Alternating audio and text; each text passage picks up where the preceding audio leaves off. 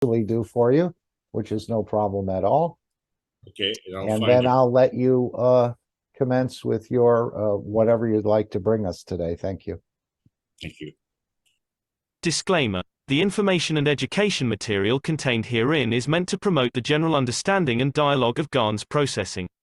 Such information is not meant or intended to serve as a substitute for a healthcare professional's clinical training, experience, or judgment.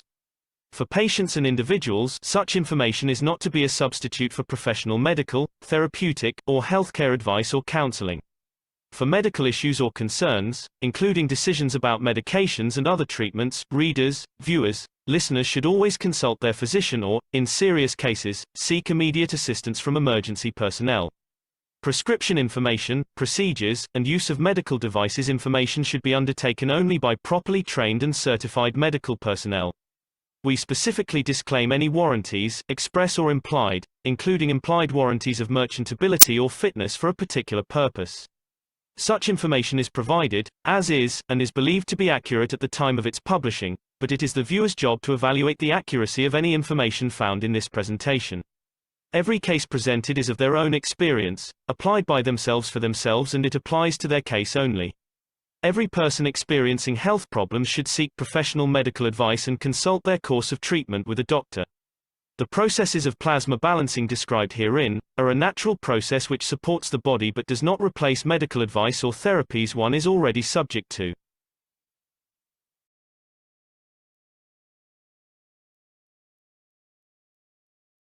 And again, let's welcome Alex, who's been spreading his fields, as we all have, around this planet in many different language communities, as I think he's taught in the Spanish group and in the Portuguese group, the American group, probably the Italian and the Germans as well. I don't know where you've been, Alex, but it's the same knowledge, and we continue to share it and grow into it. So we thank you for your presence here today and for consistently joining us week after week. Thank you. And thank you for that introduction, Mark. And also thank you very much for the work that you've been doing. Again, another beautiful meeting happening in North America. This is a beautiful Sunday afternoon. And it's not just the Americans who are here, and we're talking about North and South America, but also the rest of the world is what makes this meeting so powerful. It's still a second fiddle to what we do on Thursdays, but we're trying to do this in a way that it would help people who are new to the technology to, shall we say, fast track, although it may not be fast enough, but we're trying. And so on that note, I'd like to welcome everybody and thank you for the opportunity to present. This is the teaching of the Keshe Foundation Spaceship Institute and the teachings of Marin Tevakoli Keshe. And it's my interpretation of that. And on behalf of the Keshe Foundation Spaceship Institute, the teachings of plasma science, we are endeavoring to discuss some advanced Earth space. We're going to call it Earth Upheaval. My name is Alexander. I am from Canada. It is December the 11th, 2022. This is the Keshe Foundation North America Plasma Education Series. And so advanced Earth space is actually basic advanced Earth space, because what we're talking about still is the relationship between the physicality and the plasma worlds. And we've tried to organize this in some basic, intermediate, and advanced series. And so we started on this Earth space advanced section here. Last week we talked about legends. And so this is all a continuation of teachings, understanding, knowing, insight. And of course, as a Spaceship Institute, our goal is to get into outer space. And so we have to understand where we're coming from. And it's hard to decide where we're coming from, because we don't know if we are coming from or coming to. And there's an awful lot of confusion. And we see this confusion actually in the first three books of Mr. Keshe, because first of all, there's the universal order of creation of matters, which is, shall we say, the source. But then there's the origin of the universe. And can the source precede the origin of the universe? What we find with the origin of the universe is it creates the soul. And so there's a connection between the soul and the source, and there's a link in between, and that's book number 2, The Structure of the Light. And so this confusion has been going on through all of the ages, and we pride ourselves on our education. We pride ourselves on our history. We pride ourselves on our technology, but we're still searching for outer space. And it all boils down to that little tiny little red dot in the bottom right-hand corner we call man's universe, which is part of a vast, vast universe that we can't really comprehend. And we just seem to be satisfied with that little piece of that spinning pie in the sky. And I keep making reference to that because it's a phantom pie, isn't it? We can't see it, we can't touch it. So, you know, what phantom is something that's apparent to the senses, but with no substantial existence.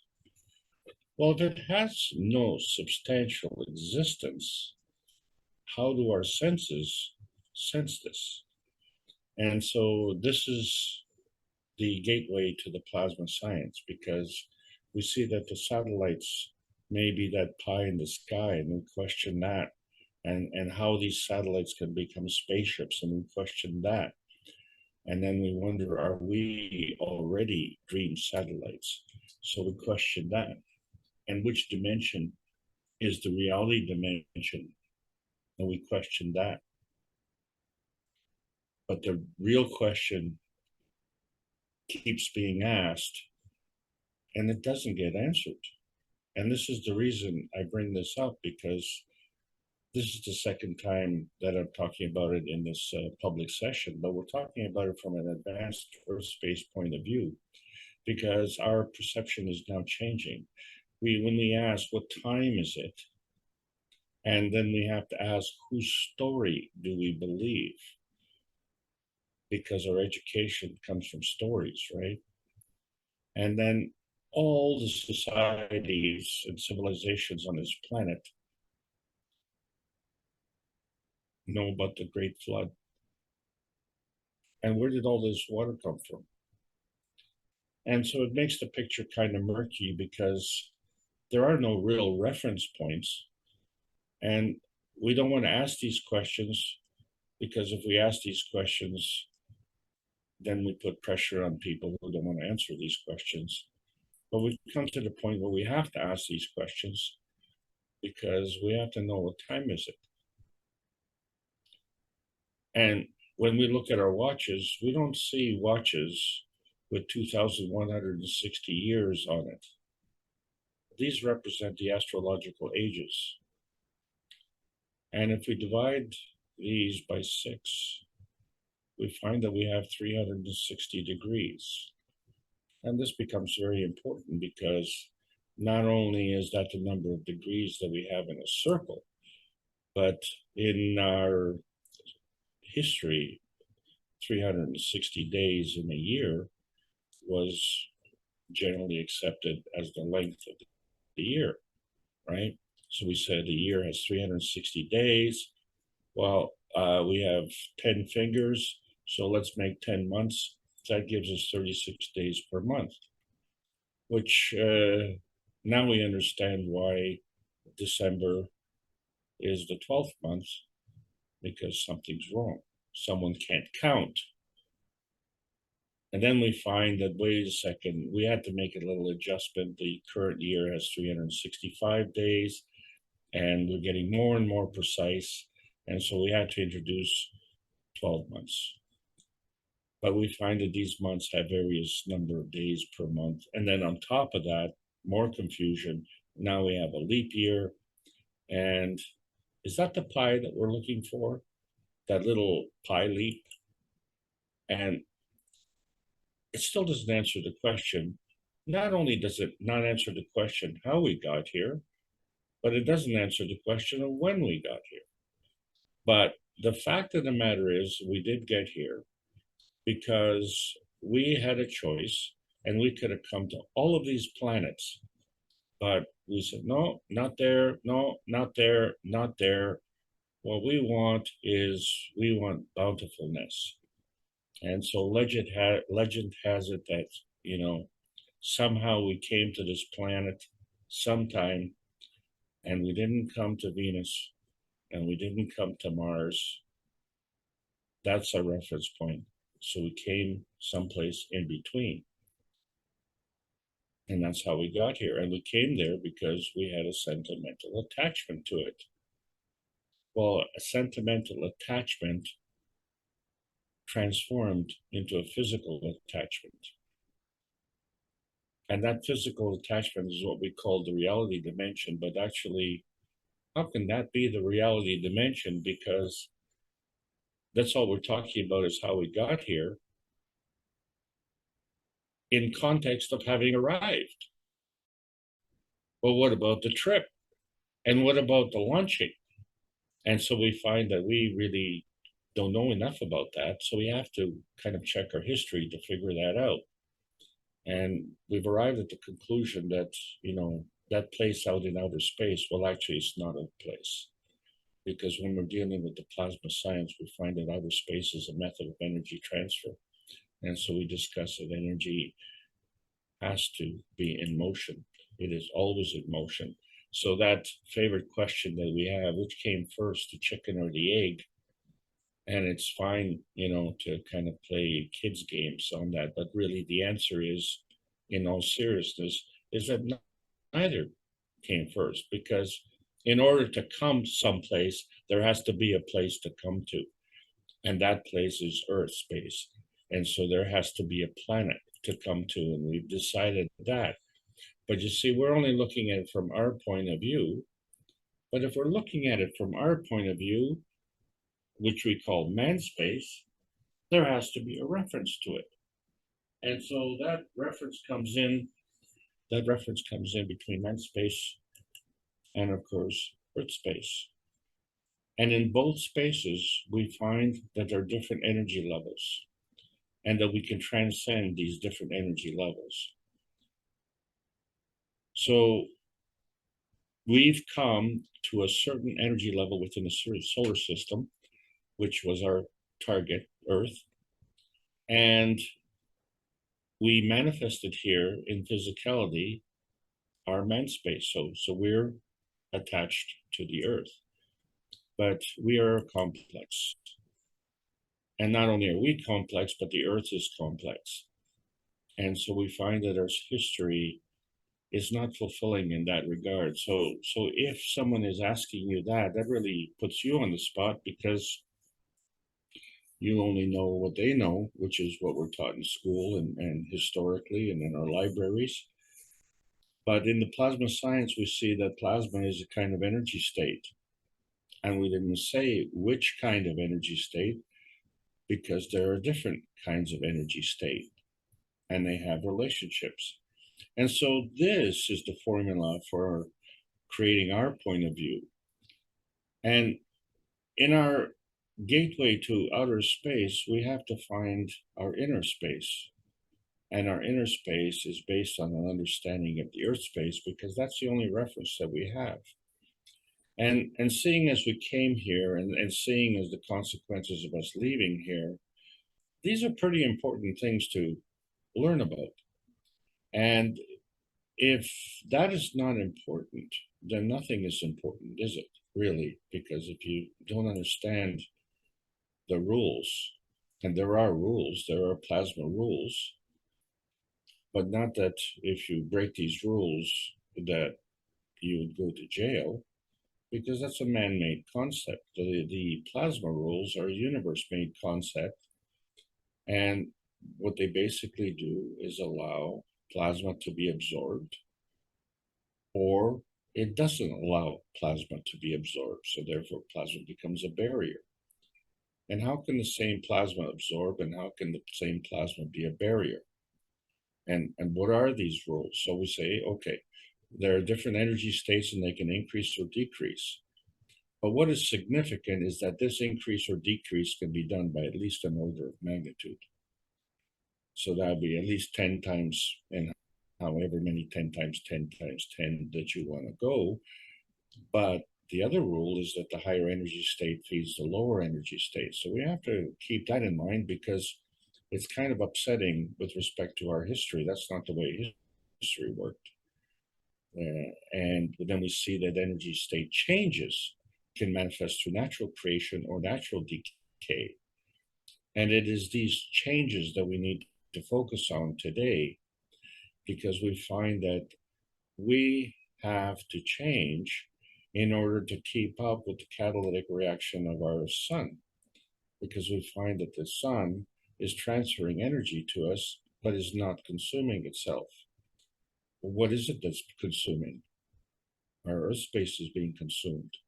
Man's space is being consumed. Our time, energy is also being consumed. And so we find that we are constantly working on a very low transfer rate.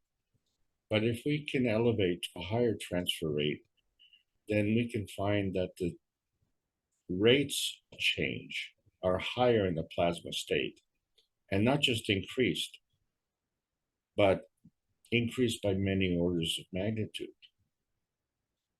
And the significant factor is that it introduces a new rule that science is still having trouble understanding. And we didn't say which science either, but that is that plasma is bound to the ethos of the universe.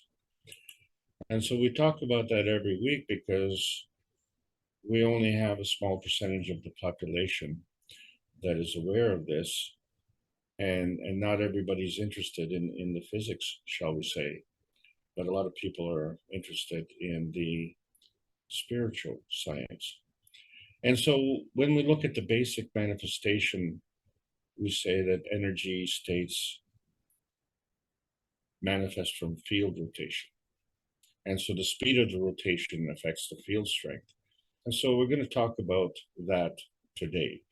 And remember that the higher energy state feeds the lower energy state.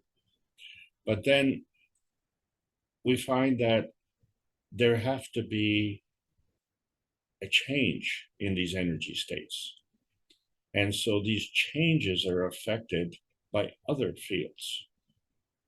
And so we find that the relationship is actually an accommodation, a strength accommodation of the fields.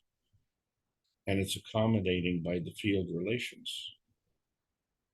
And depending on which fields you are relating to, it may allow you to transcend multiple energy states. So you don't have to go one step at a time or one energy state at a time. You can really, shall we say, fly. And so we look at the creation of the universe and we see, okay, well, there's a lot of unanswered questions, but we see the similarity is that energy is bountiful in the universe. In fact, energy is what causes the universe to exist. And it's always in motion. And as such, it has to have a combination with another energy. Because if you're going somewhere, you have to have somewhere to go.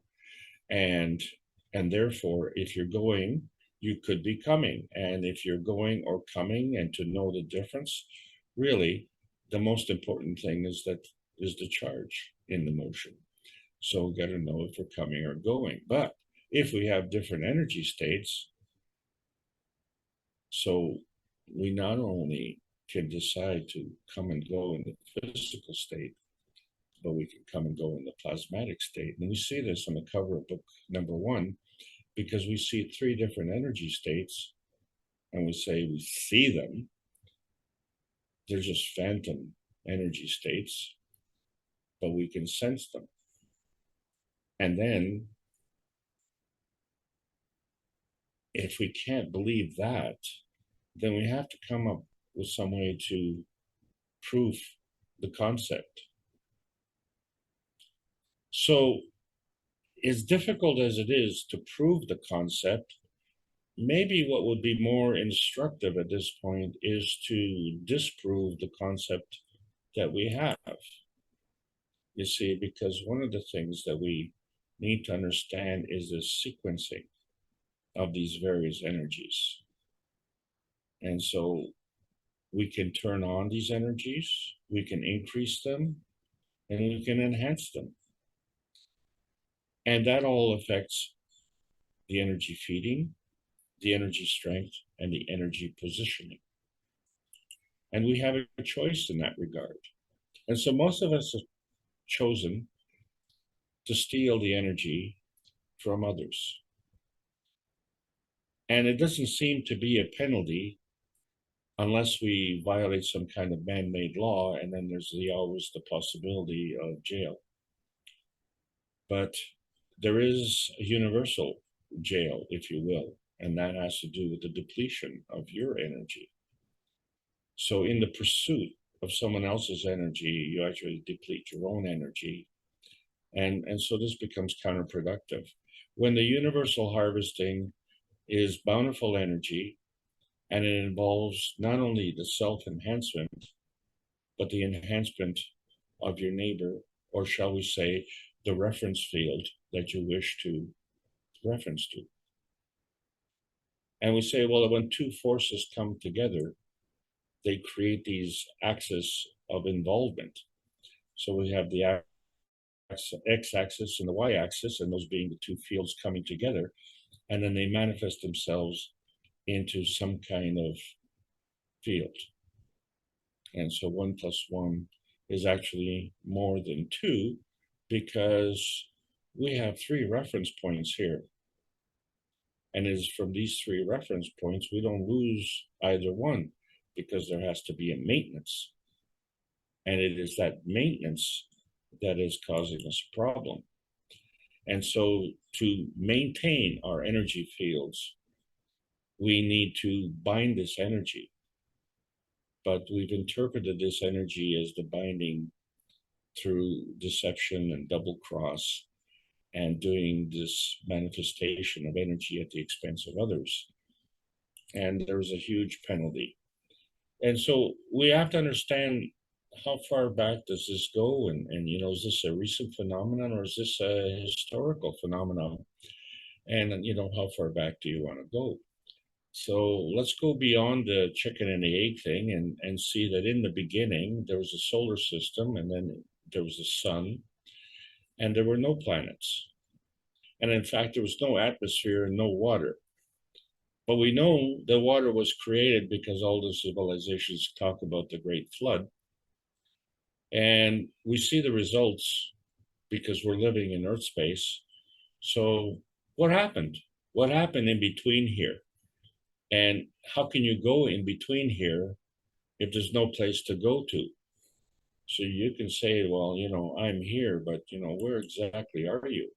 So if we look at the first planet, which was Mercury, we find that in order for Mercury to arrive, the sun had to be here first. And what's interesting is that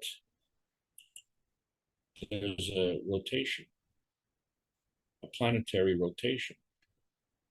And so that is intimate with the charge of the planet and its alignment.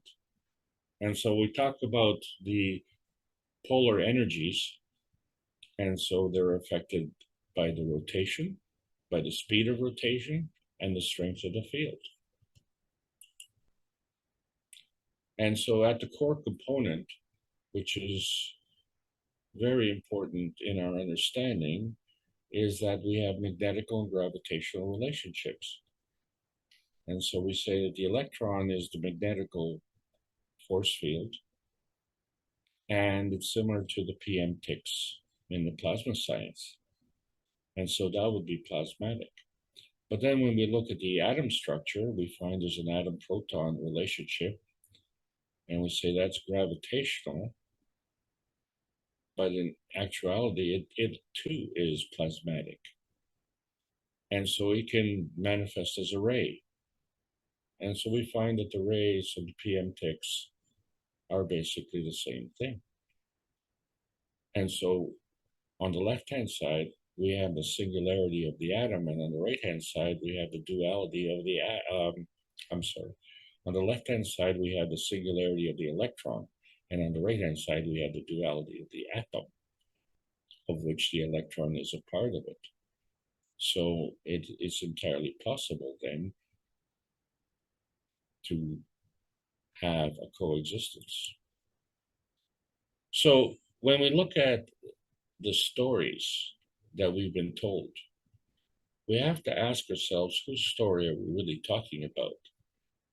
Because when we're talking about his story and say it has to do around the era of Christ, and that being his story, we can see that it's at the turn of the millennium in the year 0000. And so there is a story before then, which we call BC, and then there's a story after that, which we call AD. And so we say, well, we're in the year 2022 AD, and so there's a story of BC, and that then doesn't just become his story, but it involves history, the history before his story and the history after his story. And then, of course, that's been changed today to be the conflict between AC and DC. And that's another story. But let's look at some major events here that, I want to touch on, and that has to do with the Great Flood, as I said. So we've seen that a lot of water has come and it flooded. And so the flooding, if you ever carried a bowl of water, and as you were carrying it, if you tripped, you probably spilled the water. So can we say that it's from this spill that we created this flood? And if you created a spill on one side, then you wouldn't have spilled it on the other side. It would have only gone in the one direction, right? And I wonder, I'm just asking, could that be an attribute which made the basis of another story with respect to the Red Sea parting? And then, of course, there was the story of Atlantis sinking. And if Atlantis was sinking, it's just like a rock falls in the water, creates a splash. And would that cause a great flood? And when did Atlantis happen? Everybody seems to talk about it as if they know about it. But what do we know about Atlantis? And what about Lemuria? People talk about Lemuria. Well, when was that? And then there's the Ice Age. And the thing about the Ice Age, it was instantaneous because we see the vegetation in the mouths of the skeletons of the animals that froze. So they didn't even get a chance to swallow their food. It was a shock. It was instantaneous. If you have an emergency and the fire bell rings and you're in the middle of dinner, by the time you get to the door to escape the building, you'd have probably swallowed the food or spit it out. These animals didn't even have a chance. But what's interesting is that we see their bones, but we don't see man's bones. So whatever reference we're making to the Ice Age, it predates history. How can you predate history?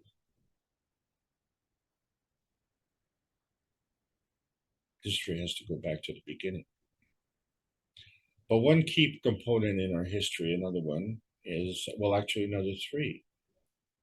And that is Babylon, Alamogordo, New Mexico, and of course, Hiroshima, Japan. These are just major events, and they caused major earth upheavals. And so we have these legends, and we know about our basic 7 continents because we see them physically. but we continue to carry these legends of Lemuria and Atlantis. But we don't know when they were, and we don't know what the ramifications are, and we don't know who to believe, and someone's telling us a story, and it's a nice story, it's a lot of fun. But, sometimes if you want to dig deep, you have to go into libraries. And what exactly are libraries? So we find that libraries, of course, simple question, simple answer, they're houses of knowledge. And the knowledge is written. And that knowledge is written as a form of history. But, the things that are questionable is we've had a major fire in Alexandria and another problem with Basra, Iraq. And I don't understand why these would be places of conflict. And so books do burn, buildings do burn, but when you apply heat to clay tablets, they harden.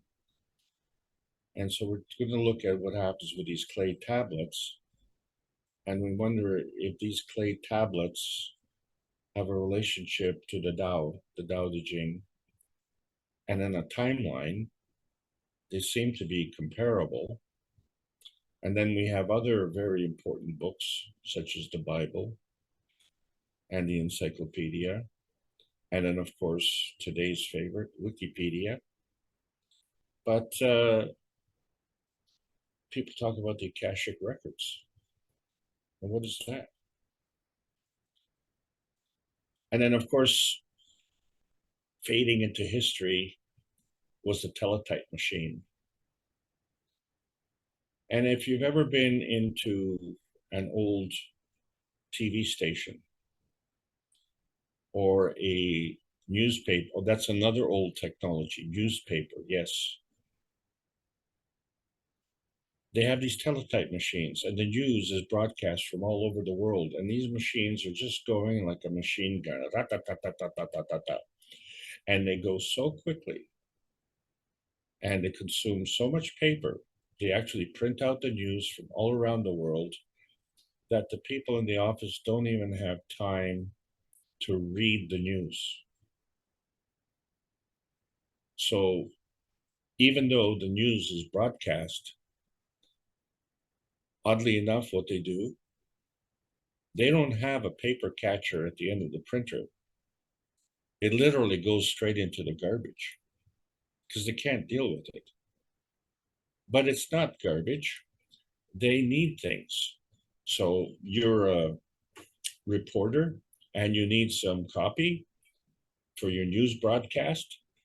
So you quickly go through the garbage there to find a news report that might fit the time slot that you're given. And if that time slot is 30 seconds, then you got to get a small report. And if that time slot is 3 minutes, so you got to make a longer report. And, maybe you can do more. But later on, maybe you can do a documentary that might be 20 minutes or 30 minutes. So you can actually pick up more of the report and save it for later.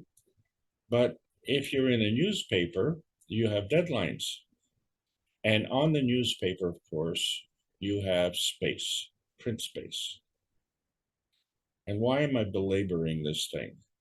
You see, because the whole purpose of broadcasting TV stations and newspapers was really to sell advertising space, right? There are a lot of space agencies. So if you have blank space on a page, well, it needs to be filled. And in a newspaper, these spaces were columns. And what was very interesting, there was a time I used to read the newspapers, and there was one column wide, 1 inch high, that's 2.5 centimeters. Tiny, tiny, tiny report on this full page of advertising. And I know how they got it. They seen it on the teletype machine, and they cut it up and made it fit that 1 inch by 1 column space. And it had to do with the danger that the library in Basra was going to be attacked and destroyed.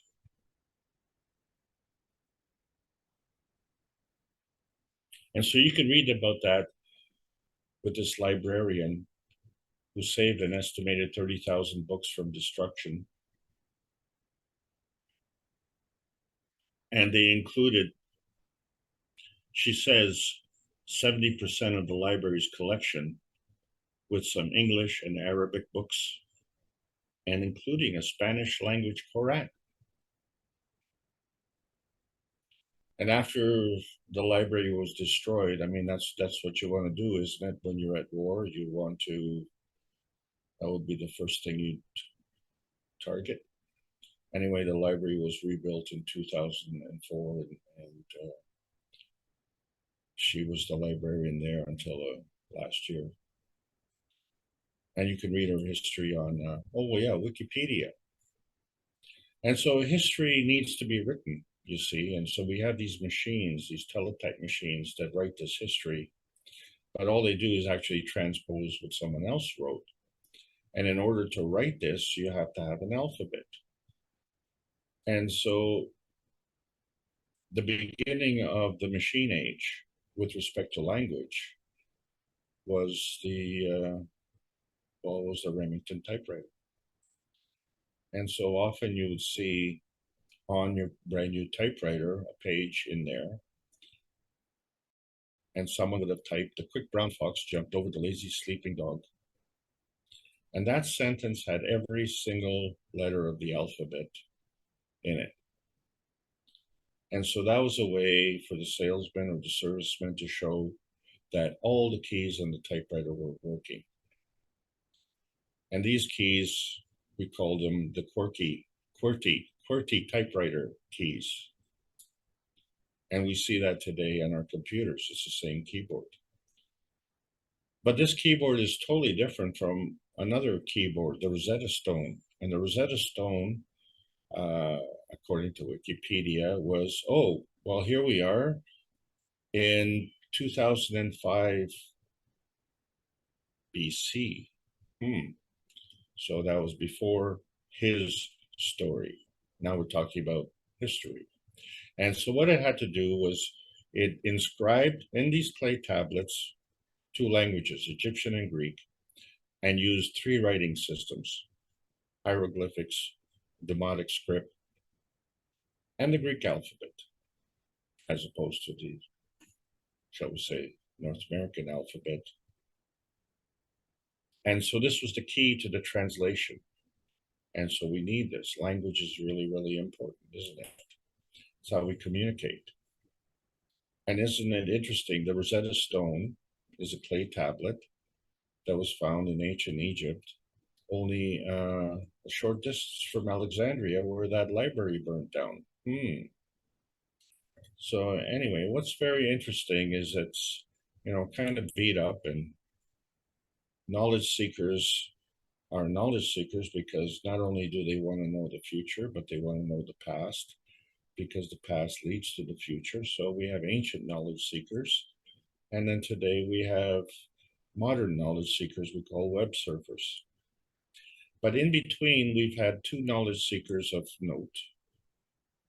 Immanuel Velikovsky, who wrote the book Earth Upheaval, which is what we're talking about today, and Zecharia Sitchin, who wrote the book The Lost Book of Enki.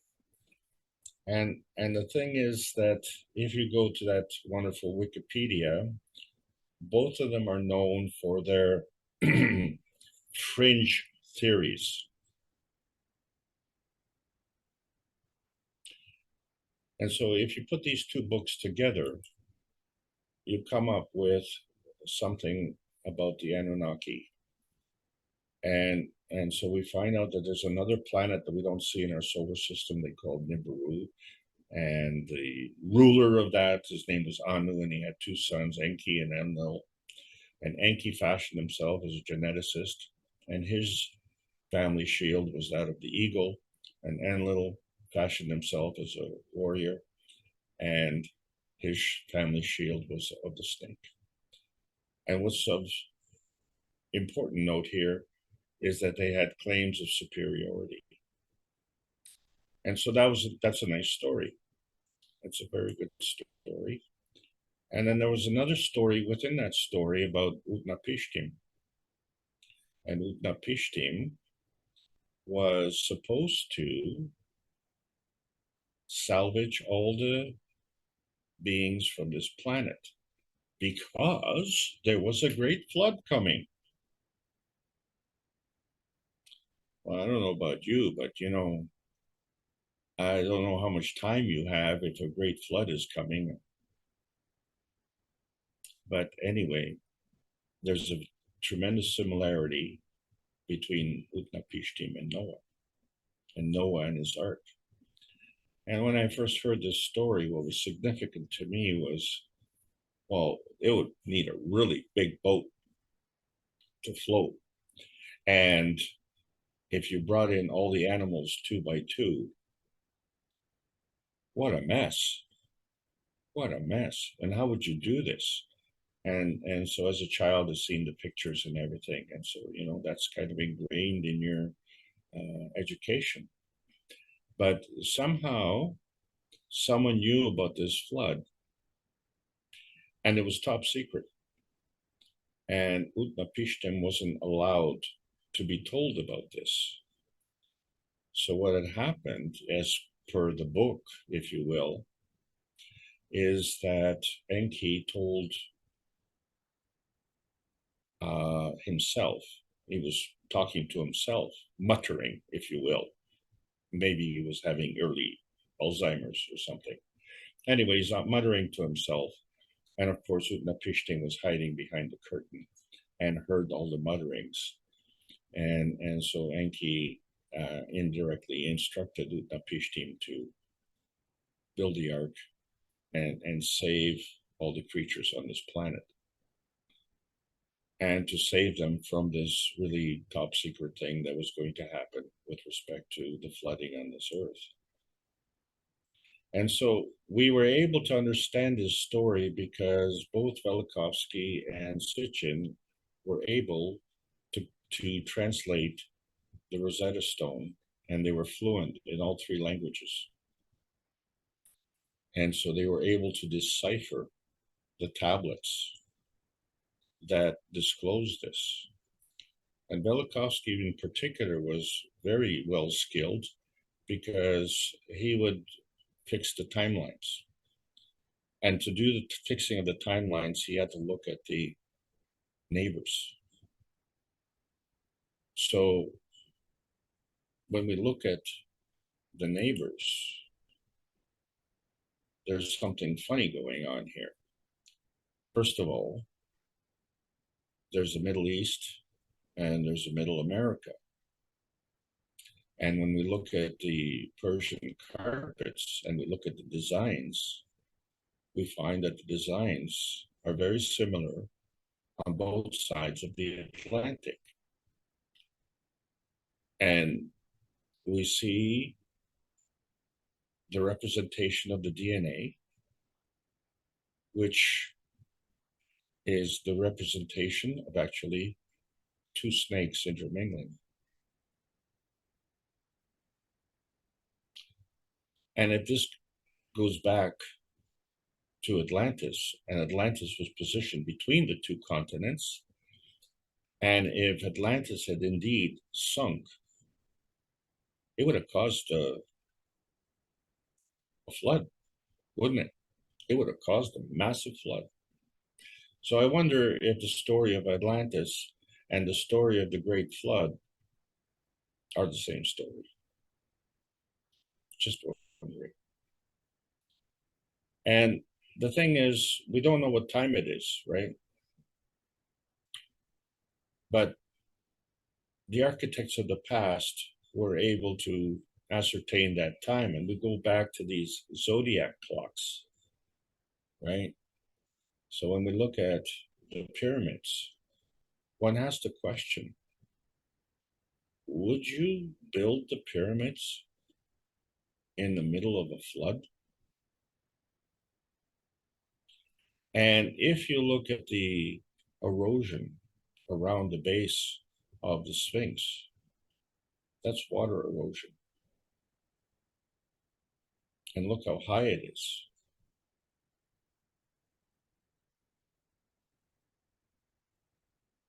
Would the water erosion have come, therefore, after the pyramids were built?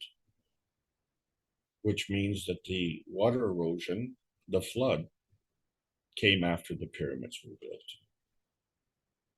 which accounts for this huge gap in our history. And where is this gap? Well, this gap is between when the pyramids were built and when our history is there. And we have two gaps in what we call Mesopotamia. We have the Sumerian history, which we don't know if that was an advanced race or an inferior race, but history intimates that it was a very superior race, but they're gone. And then we look at Mesoamerica, say around the Mexican area, and there were these Aztecs, and they seem to be a superior race, and they're gone. Isn't that interesting? And do you think that had anything to do with the Great Flood? Just asking. Just asking. And then when we look at, oh yeah, those Babylonians, they looked at the zodiac and they divided into 12 equal signs. And this was done, 1,500 years before Christ. Oh. And then they had already known about the 12 signs of the zodiac, one of which was Leo. And Leo was around 10,350 BC as the way the Earth rotates around the sun. And this was confirmed by Edgar Cayce in his readings of the Akashic records. And what's interesting about Edgar Cayce, if you don't know who he is, he was a medium, just a regular medium, not a medium large. But anyway, he read over 5,000 readings.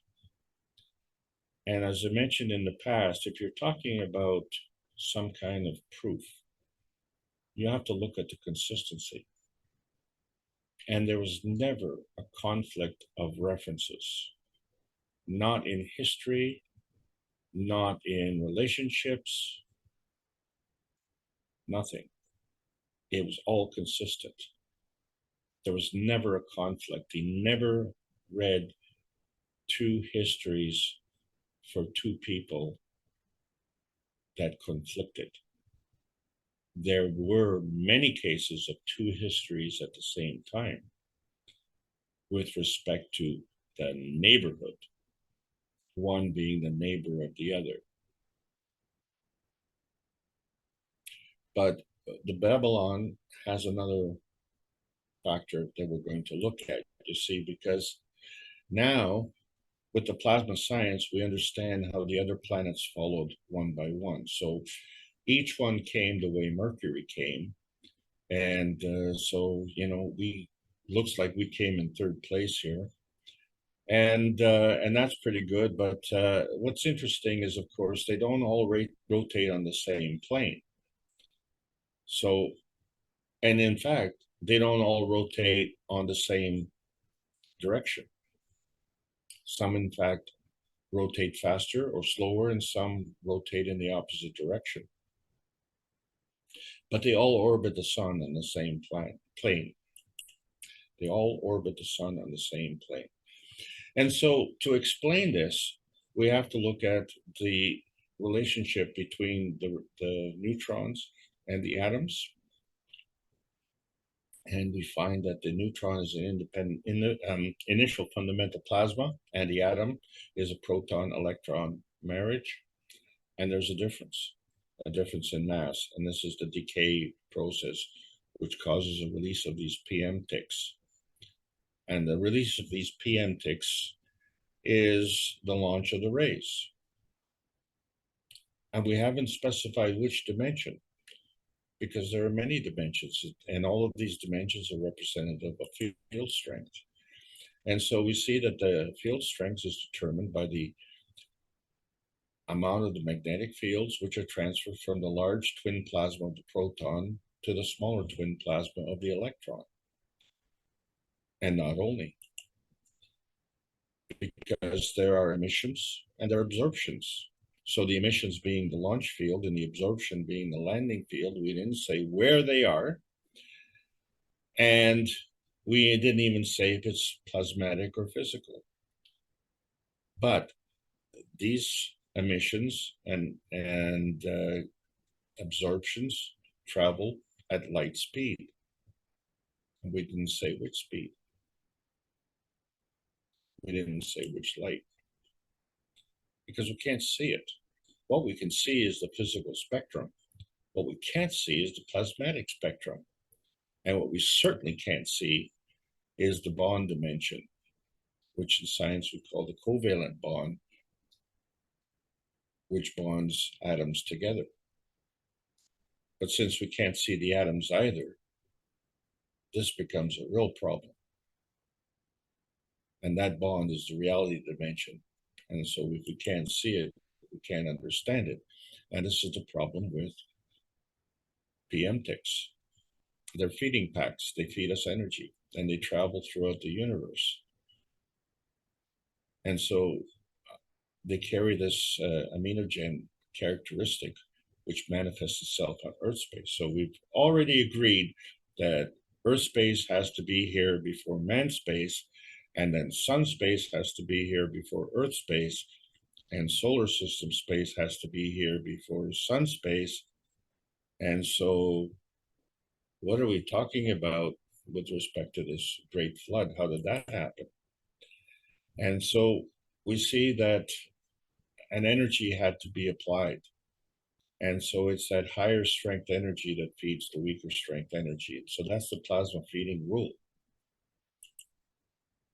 And it's based on fields of attraction and repulsion, which we call magnetical gravitational. And now we're getting into the meat of it, where we're feeding magnetically and we get a gravitational feedback. And so when we look at our history, we're fed a history. And now we have a feedback because we have a relationship. And that has to do with the creation of principal matter, which is the feeding from these PM ticks from the universe. And they converge into this plasmagen, which is a combination of the principal matter, the convergence matter, and the transition matter. And these are all matters at different field strengths. But collectively, they come together and they create a balanced field, which we call a maggrav. So this would explain how Earth was created, and it would explain how we were created. But how do we get on Earth? And so there's another field, which is the feedback interaction between these two fields, which we call inertia. And so our field, man space, continues to be fed. Your space, the other field, continues to be fed. And then these two spaces feed the inertial space in between, which allows us to share the bounty on this earth. But somehow, that sounds like a really good story, but we're having problems on this planet where when two forces come together, sometimes there's a flash or a glow, and then that glitter has to be with a carrot on a string, and we go for it if it's profitable. And so when we take stuff into account, we sometimes have to discount for stuff that we don't understand. And then if we get too simple, then sometimes we have little blasts. But is that blast a beauty that comes from the source, which creates this bountifulness? And we have choices. And so we, as plasma knowledge seekers, we have made a choice where we've created the GANs, and we see that that GANs is plasmatic, but it's inside a glass jar, a glass bottle. And we can see through that glass bottle. And the thing is, in the middle of the GANs, there's a hole. And so that hole is transparent. It hasn't vanished. It's still there. But what has vanished is the energy that created that hole. And what's transparent is that energy that created the GANs. And the bottle itself, which we don't know how it was created, is also transparent. So what we understand now is this biosphere dimension of Earth space. And so all of these fields are rotating together, even though the bottle is not rotating, but the planet is rotating. We're not rotating, but the planet is rotating. And the GANs is rotating, the field in the GANs is rotating. And what we can't see is the relationship with other things. So all of these relationships are a rotating feedback. And that rotating feedback becomes another byproduct. And it's a feeding byproduct, because that's how plasma works. It's constantly feeding. And so we managed to make the cups of life, and we didn't call them the cups of lockdowns. We call them the cups of life. And we were able to create different ganses within the cups of life. And these ganses were created because of the relationship on Earth, right? We created them in Earth. That's the cup of inertia. And so we can also replicate the field of the Earth. And if we can replicate the field of the Earth, and if we can replicate the field of creation, then we could replicate the cup of inertia. And at what energy state is that? Because we're introduced to the higher energy state of the soul. And so the soul has to interact with these magnetico-gravitational field forces, not only of man space, but also of Earth space, and not only, but the interaction between the man space and the Earth space, which we call the field of inertia. And all five of these together have the magnetico-gravitational field forces, and all five of them collectively have a soul. They operate as one. And so the one, us, we have the soul, the emotion, and the physicality. And then when we look at the Earth, it's providing a feeding dimension for us. And that feeding dimension is interacting with us if we choose to do so. But we have an anomaly. And that anomaly is a sunrise anomaly. And why we bring that up? Because you see, as a physical person, we have a soul and the soul of the body, and that manifests into the physical body. So we will be talking about that in greater detail in the future. But we know that the Earth rotates, but doesn't walk, but we walk, but we don't rotate. We rotate with the Earth, and we walk on Earth, and we can walk in a straight line, might be a little bit curved, but which way does the sun rotate? And when I ask that question, I'm not talking about the sun rotation on its axis. I'm talking about the sun's rotation around Earth. Oh, wait a second. Earth rotates around the sun. But you know, from our point of view, the sun comes up in the east and sets in the west. But according to Velikovsky, he found evidence that at some point in our history, the reverse was true. So when we're looking for outer space and where we came from, we have to understand that there's a plasmatic manifestation and there's a physical manifestation. And that physical manifestation is a materialization. And if that is materialization is a physicality, then that throws a different light on our history. Totally. You see, because we have two hemispheric rotations and they rotate in the opposite way. And we can flip these magnetic poles and there'd be no problem. And you know that because if you've ever taken a round magnet and with your hand flipped it, no one got hurt in the process unless you threw it at somebody. But if it was just sitting on the table and you picked it up and flipped it over, there would be no catastrophic result. But if you look at the Earth space rotation, which is a physical rotation and involves both hemispheres of the planet, it only rotates in one direction. And that rotation is very, very specific. It's related to the sun. So the sun rises in the east and sets in the west. Now, if that were to change, if that physicality were to change,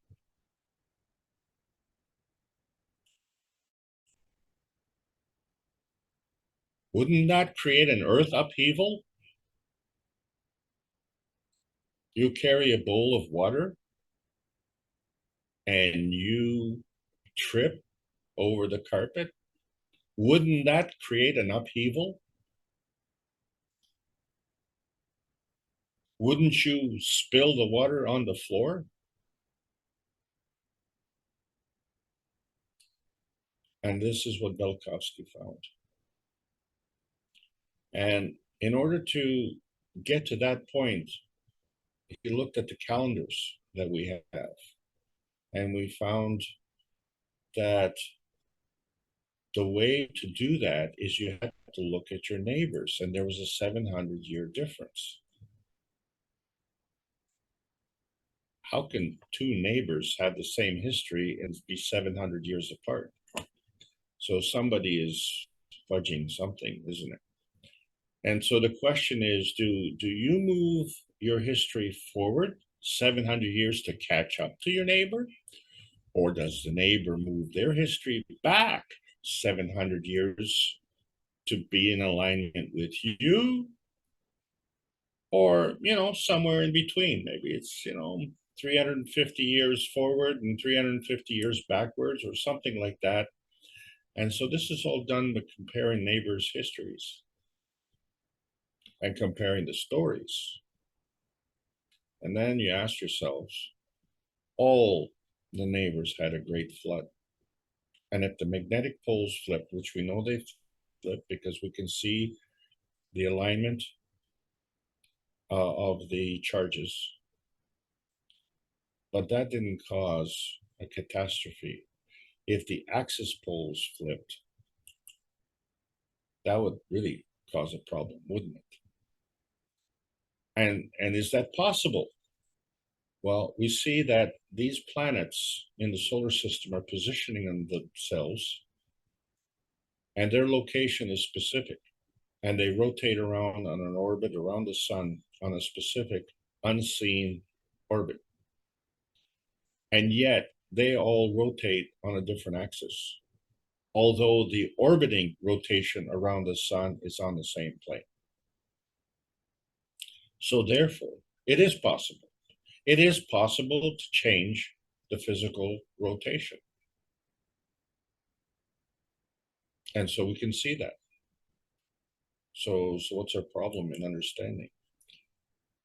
And what's our problem in understanding this wobble interaction? That is the difference between the magnetic pole and the rotating axis pole. And then we find that there are two hemispheres, which means that the energy in motion is a two-way street. And so what we're seeing with respect to a manifestation of physicality is the wobble interaction of these two hemispheres, and then it manifests itself into physicality, which we call materialization. This becomes very important. And this wobble has a range. But what happens if that wobble goes a full 90 degrees, and so the vertical becomes horizontal? What would cause it to do that? So we see, plasmatically speaking, that energy is coming in all the time, and it's absorbed because the Earth is attracting this energy gravitationally. But in order to keep that energy, it also has to emit energy. So the energy is going out. And so the balance between the energy being emitted and the balance with the energy being absorbed keeps stability, a lot of stability. And so when the Earth rotates, you don't feel the rotation of the Earth. We rotate right along with it. And in that process, this becomes a balanced maggrav. And a balanced maggrav means it's balanced. There's no upheaval. And this is our feeding dimension. And so if we go through an upheaval, then that's going to affect a lot of things. If that's the way the Earth is working, then what we're seeing is the feeding radiance coming from the Earth and a feedback radiance coming to the Earth. And this is done in a dynamic plasma field. And so somehow it transcends that boundary. So I just want to draw your attention to some toys. And some of you may have had the opportunity to play with these toys. And I want to talk about them for this week and next week. And so the ones to the left are their tops, and there's a string that comes with them, and you can play with the top. And then what you do is you wrap the string around and you throw it on the floor, and the top spins. And it just keeps spinning. And it's a lot of fun. And I used to do that in the kitchen. And of course, it's a nice flat floor in the kitchen, right? And the top would hit the legs on the kitchen table or hit the stove and make a big noise, and of course it would rebound and squirt all over, and yeah, it would do a lot of funny things. It would wobble, and you got to be really good at it. And the whole idea of the game, of course, was to get it to spin as fast as possible and see how vertical you could get it. And then there was that other toy, the Slinky, which was a lot of fun, and we couldn't explain it. Nobody could explain it. But it was a lot of fun. And it was a lot of fun because it did some crazy things. And it's the 75th anniversary year of the Slinky toy. How appropriate. Getting back to the tops. So the thing is, you wrap the string around it and you pitch it in such a way that it spins and the string comes off the top. And if you weren't very good, the top would spin horizontally. And if you were really good, the top would land with hardly a sound and spin absolutely beautifully. And that was a lot of fun. But it was a lot of fun to watch it spin horizontally, because what it would do is it would stand up. It would stand up vertically.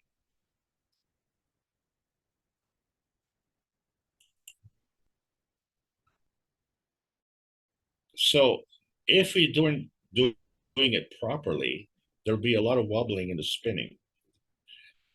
And if that wobbling were to go down to 90 degrees, so that way it would spin horizontally, you would get this noise, this clattering, as the top was clattering off the floor, which meant it was spinning perpendicular to what you intended.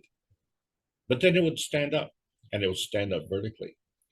And the reason for it, as you can see, there's a big fat head on the spinning top, and there's a thin, pointy part.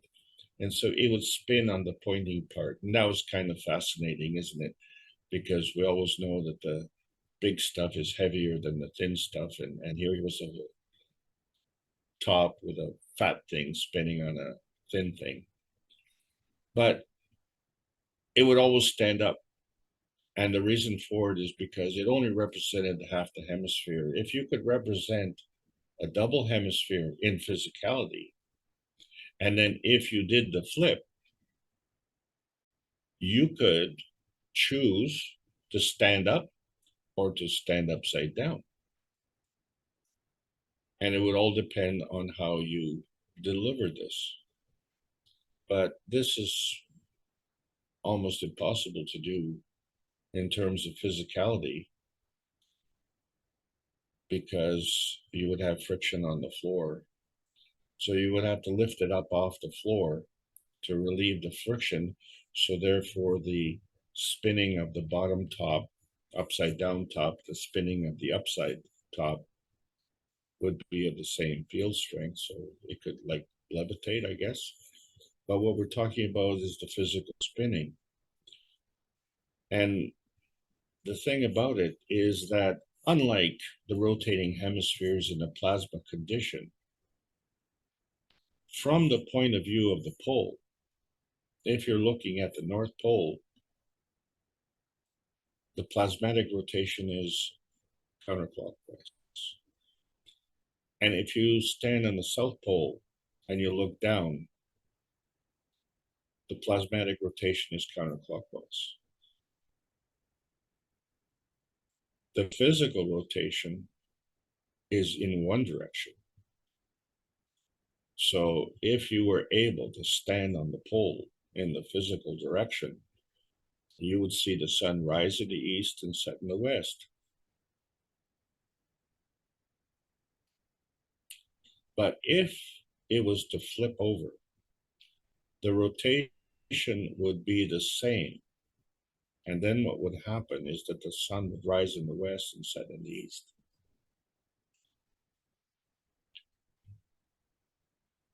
So what we're referencing here is a polar axis flipping with respect to its physical spinning, not its plasmatic spinning.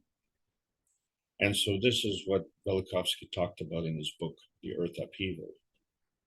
And if there was a polar axis flipping, wow, wouldn't that cause an upheaval?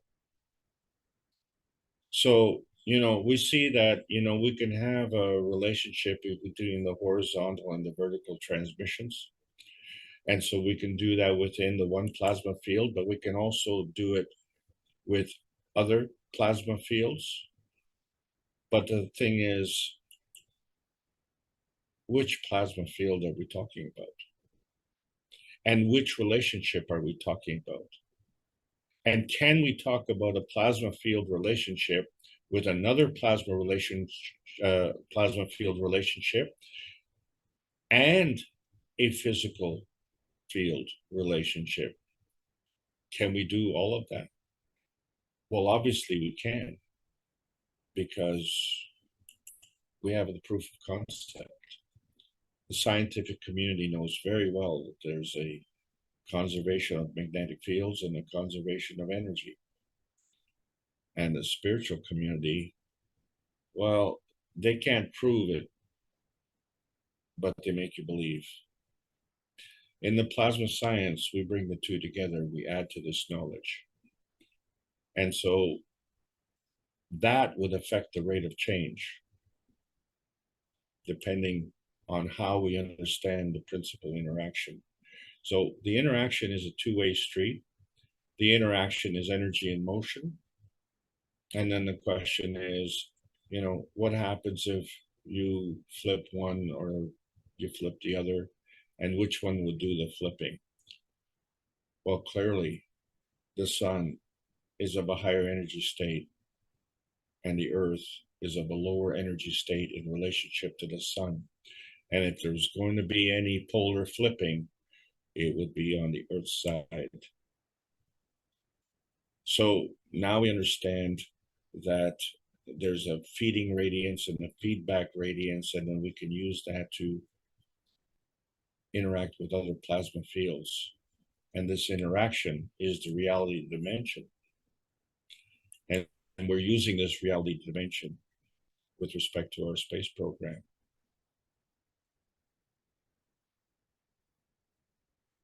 Well, what happened in our history? We're not using these dimensions. We're having trouble identifying non-tangible versus tangible, non-visible versus visible, plasmatic or physical. We don't seem to understand that. And then what is this emotion of presence? You know, if you're doing archaeological discoveries, what kind of form artifact is that? How do you have a form artifact of energy in motion? You have to look at the manifestation point. And if it's physical, you have to understand that there's an emotional context as well. But we're not talking about that. We're just talking about your basic physicality manifestation, matter state versus the matter gen state, which is plasmatic. And we ask, which is the dominant matter state that affects you? Well, the thing is, of course, our history affects us, our education affects us, our society affects us. And in the absence of something, you know, we have no choice. And so for years, our soul is somewhere out there in outer space. And now we find that the soul, which is the essential you, is inside. And it represents the interaction between the plasma state and the matter jet state. And then there's the soul of the body. That's the surrogate you. That's the interaction between the plasma gen state and the environment. So in this case, that's our earth space, matter state.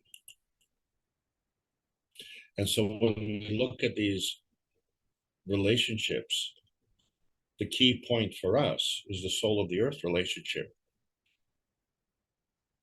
And if it's similar to the soul of the sun and the soul of the man, then the soul of the earth is also having the same characteristics, has to. So there's a soul of the earth body because we have a body. And there's a physicality of the earth body, not only because we have a physical body, but we are on the physical earth body and we depend on that. And so we have to look at the sequencing of these plasma energies. And so if the higher state feeds the lower state, then the higher state is the soul of the solar system. And the next highest is the soul of the sun.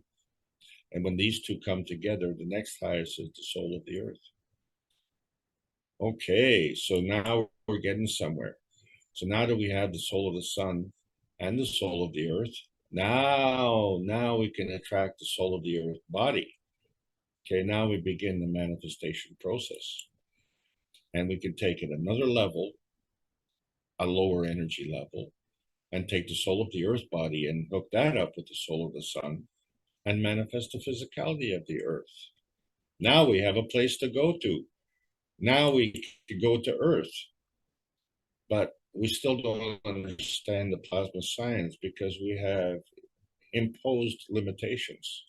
It's this nuclear science. Nuclear science is imposing limitations. And the thing is, it doesn't take into account morality, compassion, or courage, because these are all fundamental components of creation, because they reflect the ethos of the universe. And at no point are we discussing in nuclear science the ethos of the universe. But there is a nuclear connection, you see. And this nuclear connection is manifest through these green crystals, which we see in the previous civilizations of Babylon. And we see that there are almost 9 civilizations that are buried one on top of each other. And so we wonder, was that the only flood? Maybe there were 8 other floods. And when did this happen? And the thing is, at the bottom of these civilizations, the archaeologists have found these green crystals, which are not the first nor the only evidence in history of a nuclear explosion on this planet. And these crystals are identical to what we see at Alamogordo, where we made history, man-made history of the first nuclear weapons.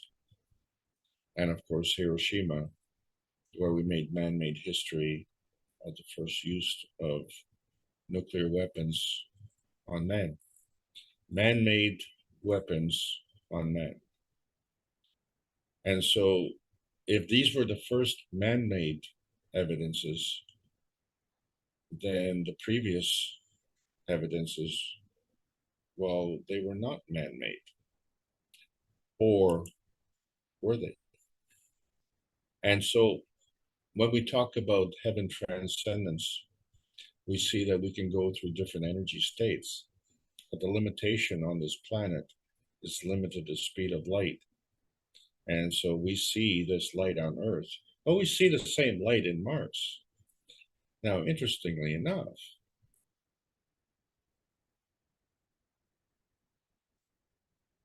the descendants from Nibiru came to this planet. And somehow, some way, they keep track of zodiac time.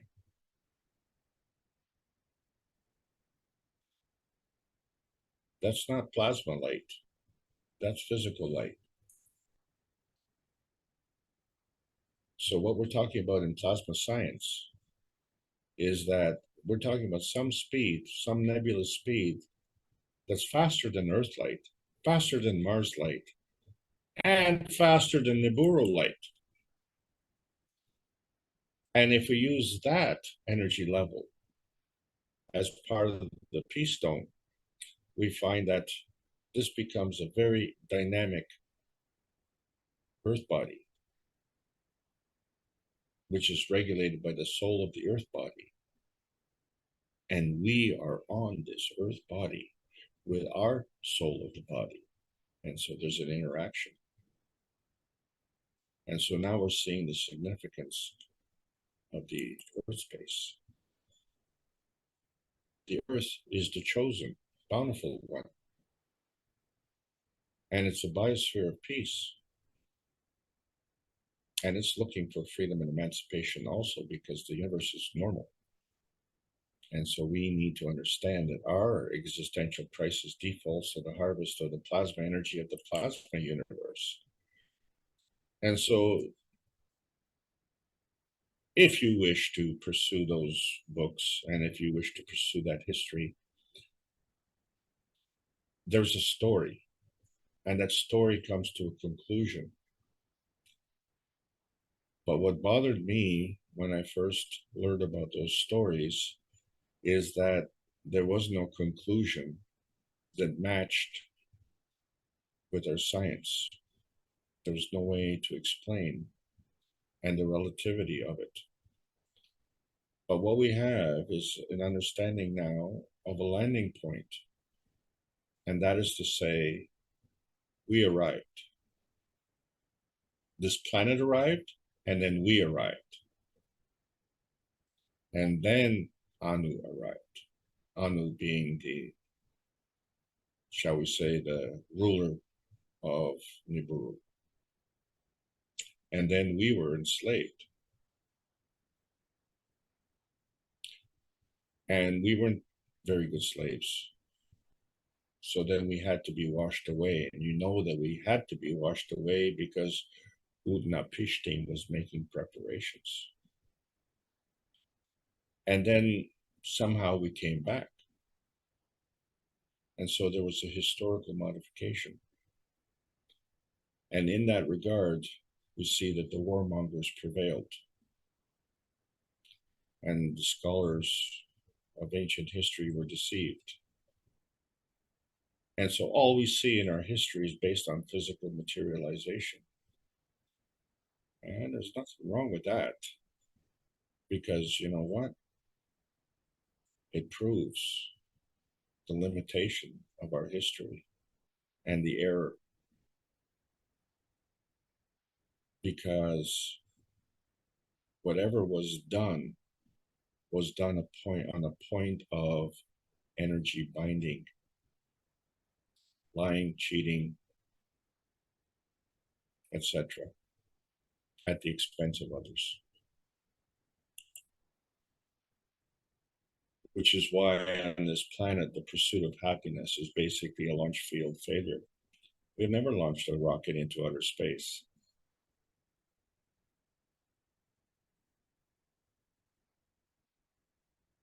And 100% of the souls born on this planet prefer the bountifulness of Earth space, as opposed to Mars space or any other space.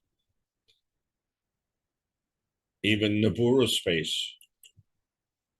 And the proof of concept is that we were born. We weren't born with a rocket. We were born using an outer space system. And we were born into the inner space of this Earth and the inner space of our parents. Is this only the halfway point of a round trip? Is our Earth space target one of the stopping points?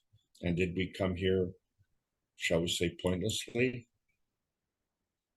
And when you see that we are inherently peaceful, and if we came to this planet, how do we become warmongers, and why are we more warmongers? And so we see with the plasma science that when the science meets the soul of man for peace, then we start to understand the real history, the true history. And we understand who these excitable visitors are. And we have two excitable visitors. We had the Anunnaki, and they were excitable because they had the opportunity to plunder the bounty of this planet. And now we have other excitable visitors, and we don't know who they are. We haven't identified them yet. And then we were also visitors. And so we find that, we all come from some reality dimension. And maybe we all came as tourists, and we preferred the bountifulness of this Earth space. And so we didn't know where they came from because they were supposedly advanced cultures, superior beings. But were they? They came from the same reality dimension that we came from.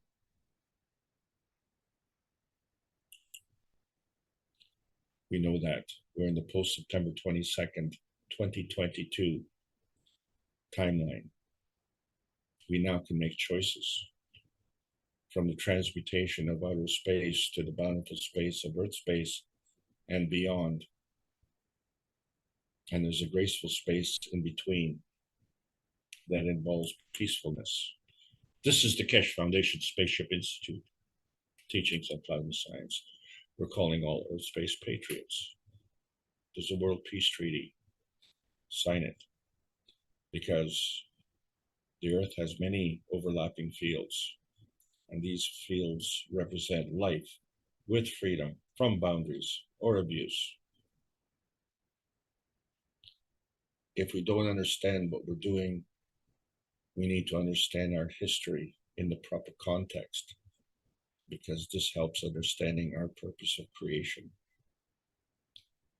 We need to send this Earth into a different atmospheric transformation where we can benefit physically and emotionally with our vitality.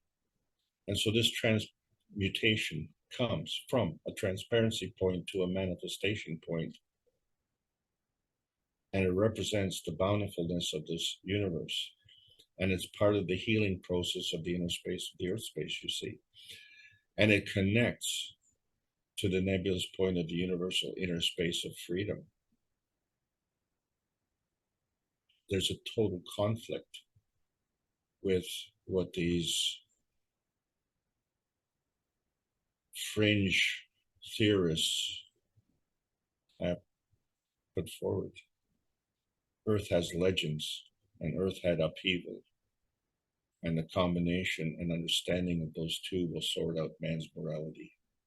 Plasma science needs to continue to be delivered in exchange for peace on Earth. So welcome to the outer space age. That's the end of this class. And thank you all for listening. I hope you enjoyed the trip.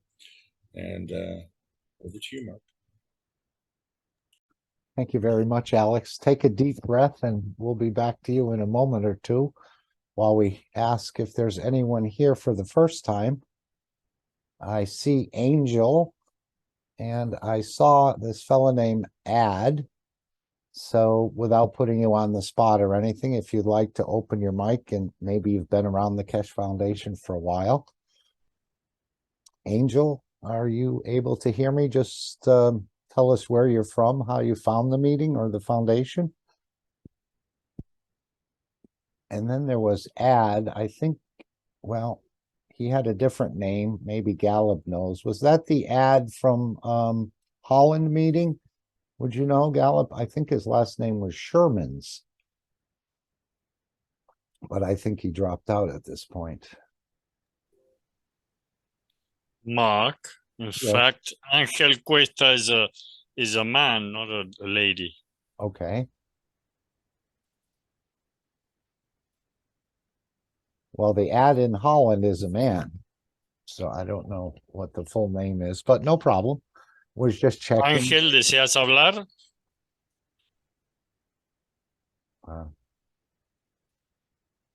Apparently he has no microphone. Yes, he does. No? No problem. Sometimes people are a little shy, like the universal community. They're a little bit on the shy side for obvious reasons. Okay. I would like to add something. Of course. We all have Alex. mics, and this is a round table. Mm-hmm. He has never mentioned the Upanishads or the Bhagavad Gita with all its history. You talk about or the Mayan calendar either. Are you referring to Alex, John? Shaking his thoughts a bit, yeah. Okay. Yeah, the Mayans and the Aztecs are connected. Yeah. And they've got a lot of history. Yeah, and has anyone pinpointed the timeline? All I want to say is that doesn't matter. Once you come to the point and you realize that these people are not superior races, they are superior in technology, insofar as they can come to Earth space and they can go to whatever space that they go to, but they're not traveling in outer space.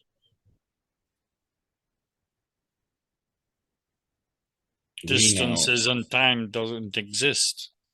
Correct. So, you know, where are they? Where have they been? And, you know, if they're that advanced, present, we are receiving a lot of information from them. Yeah, this is true. And so it's clarifying our history. But it hasn't come into the mainstream because this is all physical bound. So now with the plasma science, and if we understand, so what do we understand? We understand energy transfer, we understand creation, and we understand genetics, and we understand health and agriculture. All of these understandings are in conflict with what you and I have been taught.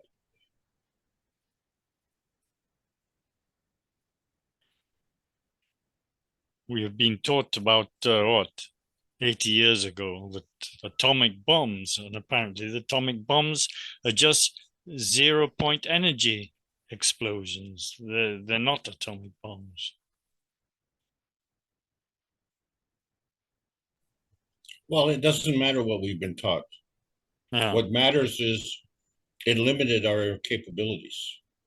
And now we've advanced beyond those capabilities. They squash us with fear. Yeah. Right. And so hasn't our desire to be connected to this planet has limited our understanding of the bigger world or the universe, I think, because we've sort of connected or forgotten that we can leave. And it's not as horrible as it's been portrayed to us, whether you go to heaven or hell or all these things. I think perhaps a lot of people don't want to leave because they think they may end up in the wrong place. But that's only because, again, of false narratives, let's say.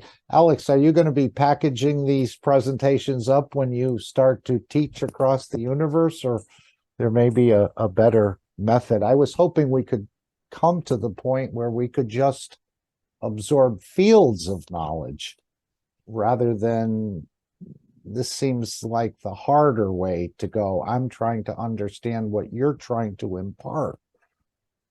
But when we Well, first absorb of all, fields of knowledge, yeah, go ahead.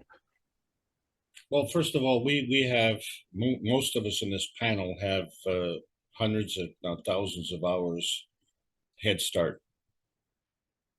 And 95% of the planet is still stuck in the Stone Age, if you will. And so what I'm trying to do is to say, well, you know, when you go to the library, the unfortunate thing about it is the books that are printed in the library don't get printed until at least 2 years goes by with respect to any kind of scientific advancement. So if it's at a minimum 2 years before a book gets into print from the time the scientific advancement is created, then for those 2 years, we're still working in the Stone Age, regardless of the scientific advancement. What we're trying to do now is to offer an opportunity for people to understand the story behind the history. So the story as presented in the Lost Book of Enki is that this is a benevolent group that came here to save humanity from the Great Flood. And, you know, they came here, but they came here for a reason. And that reason was to plunder the earth of gold. And they admit this. And the reason they do this is because they have their own planet and they have ruined that planet. For some reason, they needed the gold, if you will. The premise was that it would shield the planet from some kind of harmful rays, if you will. And they didn't have it. They had it and they abused it and they lost it. So they came to Earth and plundered it. And they were too, you know, over a period of time, they got to be lazy because it's hard work. So why do that when you can have these humans to do it? And so to overcome this um, uh, negative connotation, if you will, with respect to slavery, then they became our forefathers. They became our, you know, creators, and they prided themselves as being creators. And as such, you know, they, in the process of creating us, they had some genetic problems. And so to correct those genetic problems, they brought on this flood. And the problem with the flood is there's no time. We don't know when that happened. But what we do know now, unequivocally, that it happened after the pyramids were built. So it's not some really ancient history. It's just, you know, it's fairly recent history in terms of time.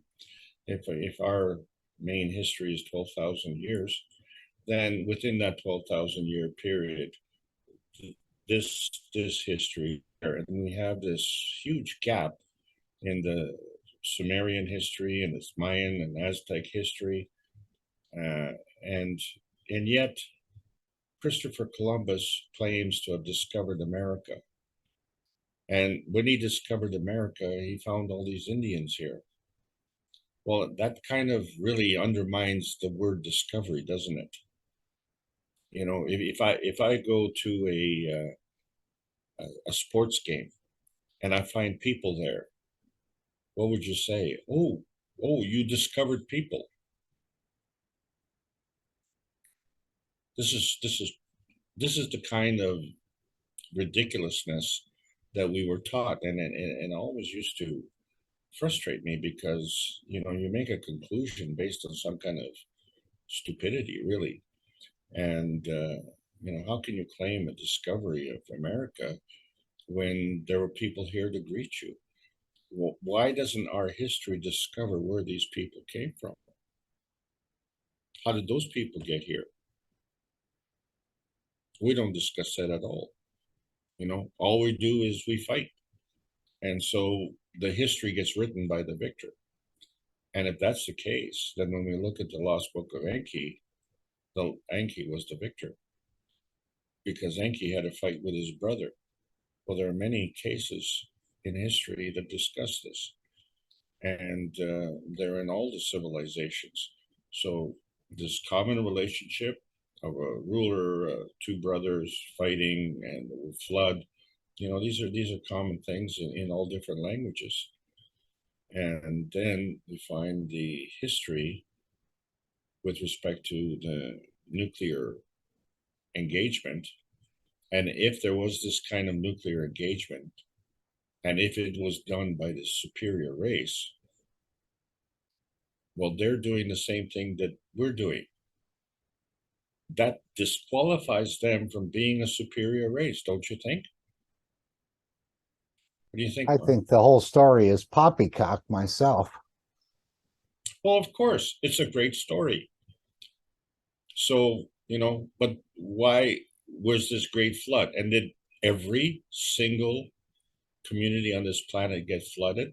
So I don't care who did it and how they did it. My point is this, and I couldn't come to this point until we learned about the plasma science. If we flip the magnetic poles, there's no reaction. But if we flip the polar axis, then you have upheaval. And if it's upheaval that we're talking about, it would have had to been a polar flip, an axial flip. And if it's an axial flip, then there would have to have been some kind of catastrophic event. And according to Velikovsky, there were two flips. But, that's as far as that research went. Maybe there were more flips. The thing is, the first reaction of a nuclear situation that was man-made was in Alamogordo, New Mexico. All the other ones preceded that. So therefore, we didn't have this nuclear capability before that. So who had this nuclear capability? And at that point, it would have been considered advanced, right? But advanced in terms of nuclear capability, but still within the physical science. So therefore, they did not have access to the plasma science in terms of the higher elevated state. But that's not to say that they weren't able to, say, do interplanetary travel. They were able to do that in the physical matter state, not in the plasma state. And in order to do the outer space travel, you have to do it in the plasma state. But you can't be a warmonger and do that because it stops the pole rotation, it stops the axial rotation, okay, and even can change the direction. So again, yeah, sorry. Well, just in conclusion, that represents the magnetic or gravitational aspect of the giving and taking of energy. Go ahead.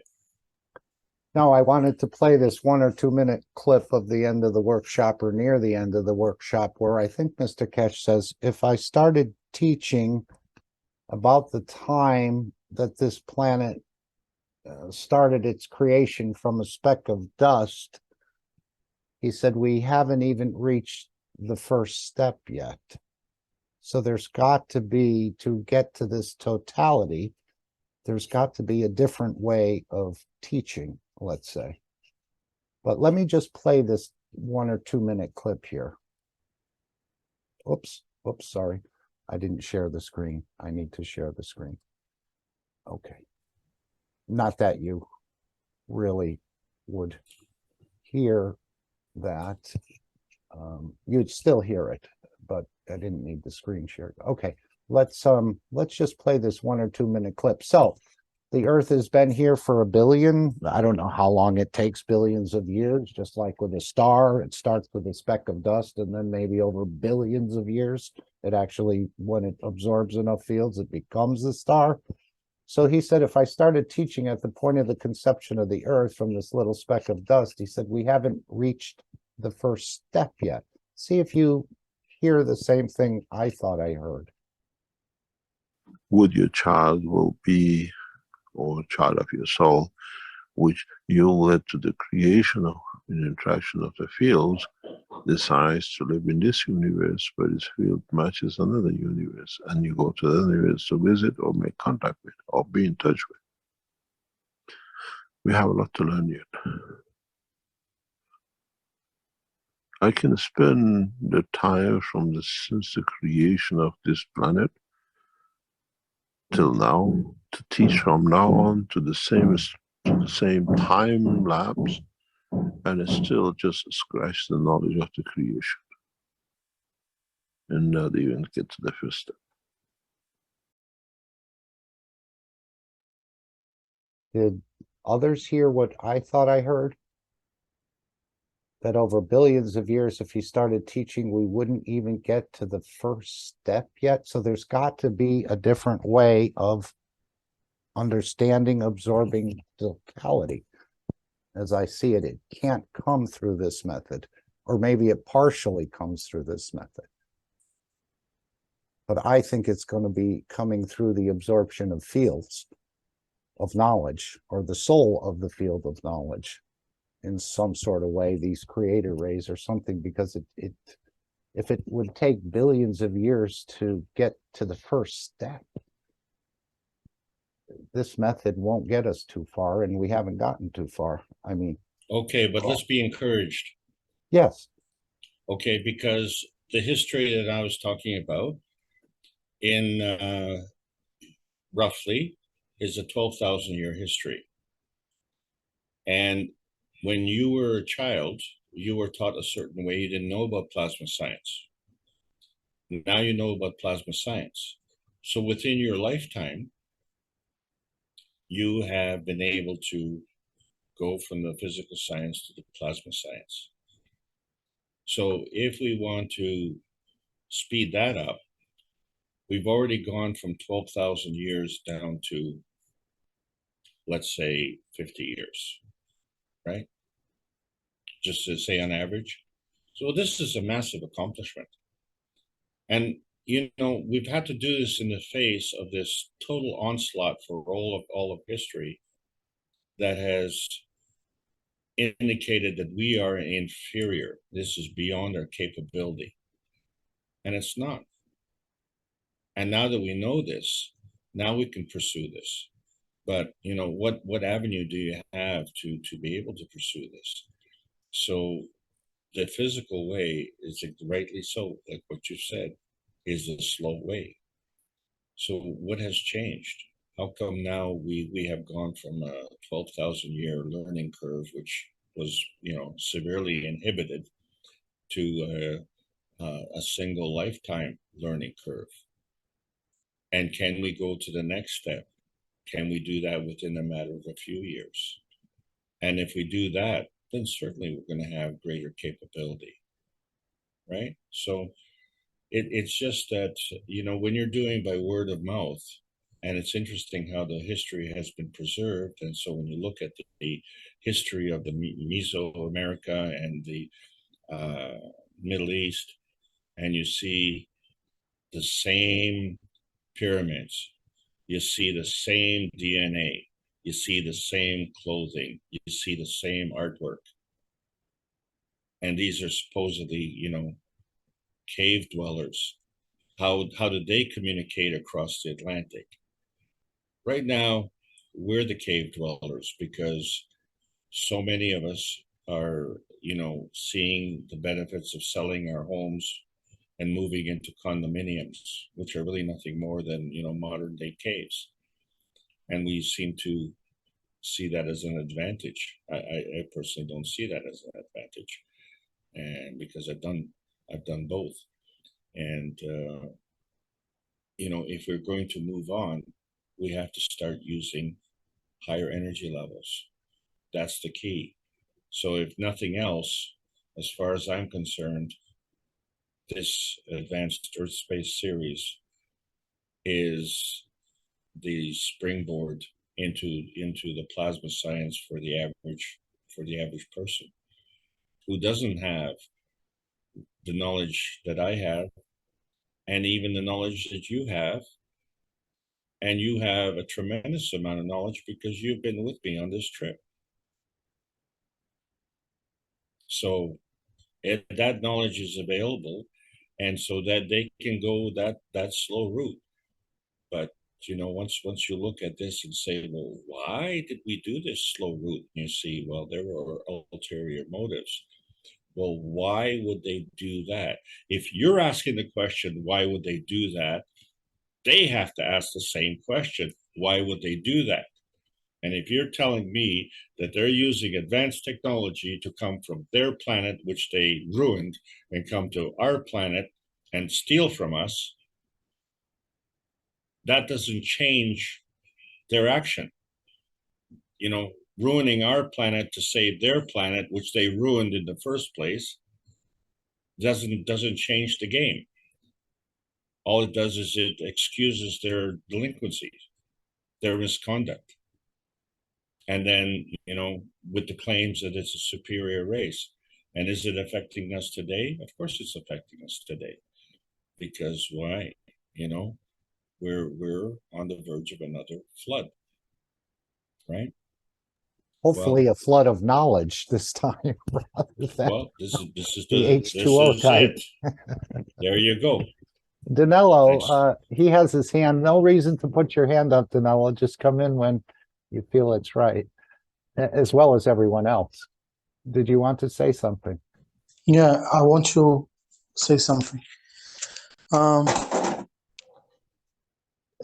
It's possible, I think it's possible for you to access the knowledge through your mind, maybe through your soul, if you can have the specific state of mind. Or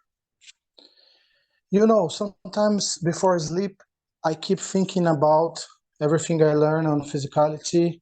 It's like I turn off all the televisions and computers and I start my own computer, my own Netflix inside me, and I start to think about the universe and the technology and the plasma science.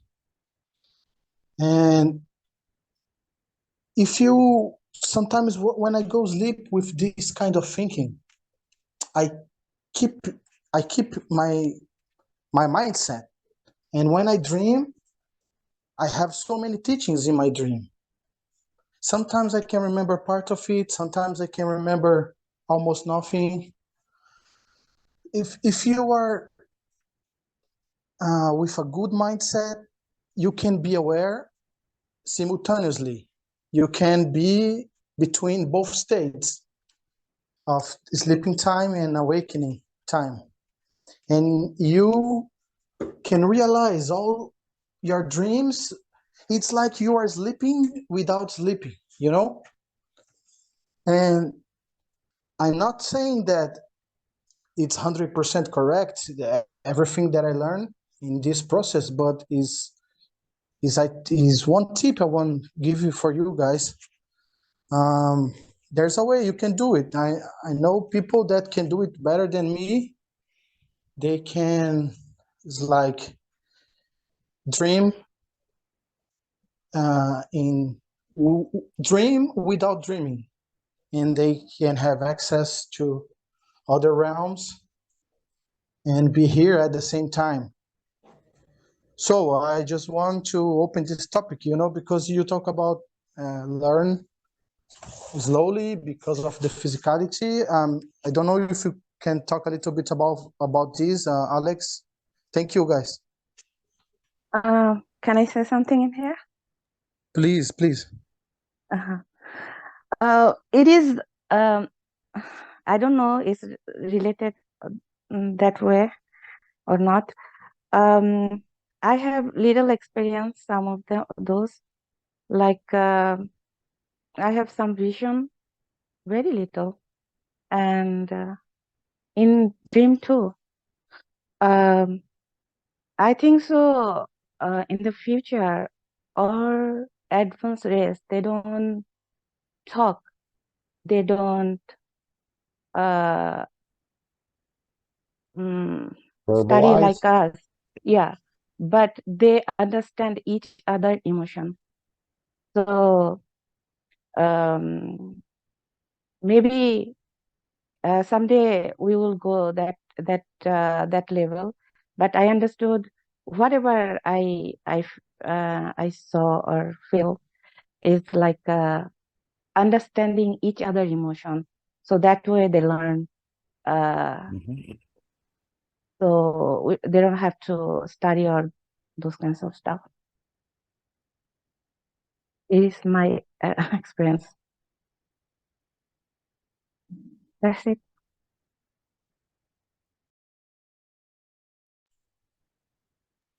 Whenever I see that, thank you, Selena. Anyone want to respond or add to that? Go ahead. Hello, Mark. I'd like to respond as course. well, please. It's when you go to the library and you look at the book with respect to advanced science, you find that 50% of the book are written by skeptics who put down the other 50%. And it's an enormous number. 50% is an enormous number.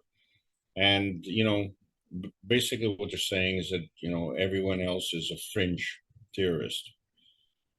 But, you know, well, first of all, the library dedicates a section to this. And, you know, I can't believe that a library would dedicate a section to fringe. They would dedicate a section to substance only. And secondly, why are you preoccupied with being a skeptic of fringe theory? Why don't you, you know, edify your so-called proven theory? And so the onus is put on all the what they call the fringe or conspiracy theorists or whatever, and the onus is to put on us to prove it, knowing full well that in the non-tangible, non-visible reality, using man-made means, you can't prove it. But what we have been able to prove is that their theories also don't work. And all you need to do is prove it once. You don't need to prove it 20 times. One failure on their theory, it goes the way of the Big Bang. It's a goner. Okay? Doesn't make sense. Didn't make sense when they presented it. Doesn't make sense now. And it's even a ridiculous proposition. And then to glorify in the media is outrageous. But they've proven it.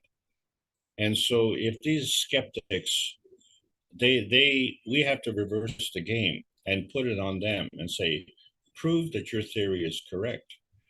And they always get away with it. You say, well, that's my theory, and that's Buddy's theory, and this is a theory. We don't know. Okay, but what you do know is that my theory is not correct, right? Because my theory doesn't jive with your theory. You know, when we first discussed about health issues, the thing is that the scientists would complain, and they said that the methods that we were using were not generally accepted methods of curing cancer. Hello, you don't have a cure for cancer, idiot. So there is no generally accepted method. The only generally accepted method is that you can't do it. Okay, so I'm not using your generally accepted methods of incompetence. That's the proof. That's all I need. And it's the end of the discussion.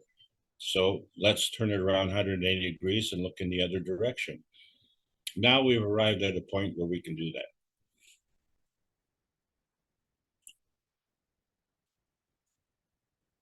that.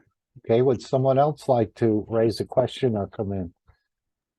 Yes, Mark.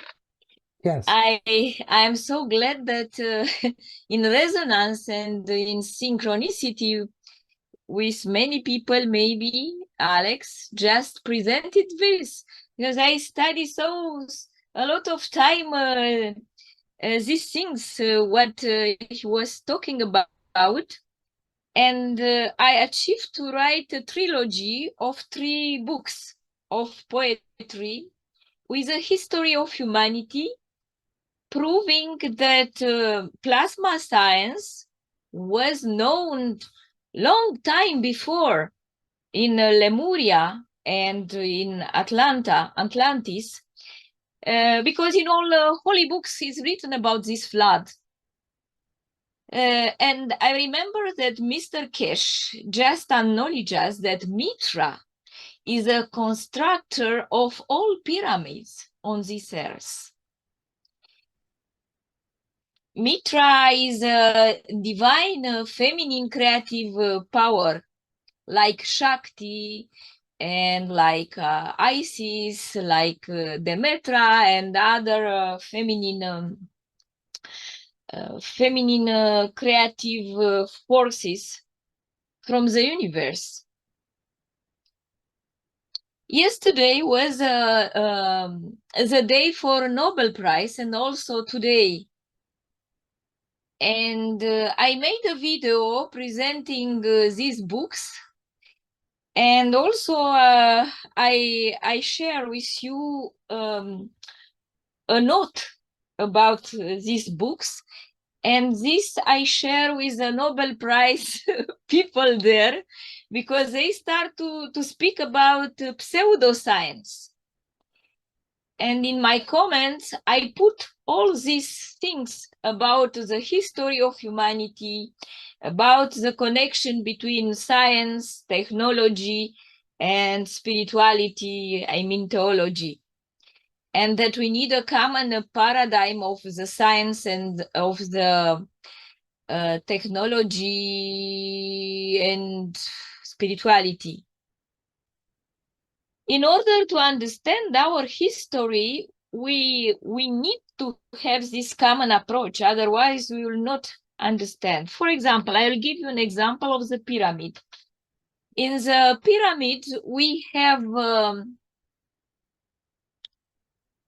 embedded, if I can say like this, the mystery of the humanity.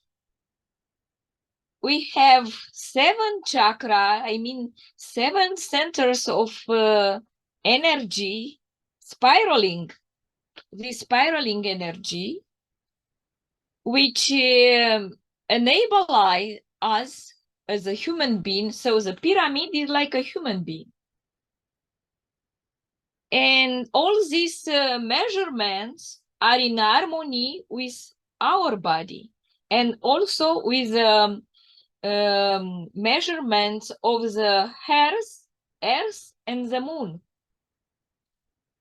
Means there is codified the travel at the soul level in the moon and in all universe.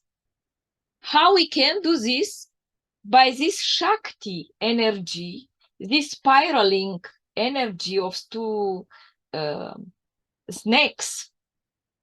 Before we have many snakes, I mean many snakes of the DNA, not only 2 spirals, we have more. So humanity and people were had more capabilities because they have more information, more DNA. But after the floods, as far I understood and I know, we were genetically modified, and we have only 2 spirals from these so-called creators or visitors from outside, this Enki or Anunnaki, I don't know. Maybe they are only legends, but all together have the truth, common truth, that we are the product of the interaction of the soul of the sun, and sun is considered the creator of the universe in all galaxies. even our time, this astrological time, as Mr. Alex said, is created around the travel of the sun, our sun, around the sun of our universe, and our sun in the center of our universe is traveling around the sun of the Unicos. So this plasma, big plasma, which is very powerful, these suns, many suns, they are the principle of the creator, and they feed all souls and all suns of our planet, and the sun of the man, and sun of the moon, and sun of other species. And we know from holy scriptures of Baha'ism that the sun is the soul, and each atom, each cell has a sun, I mean a soul. This is the mystery of the creation.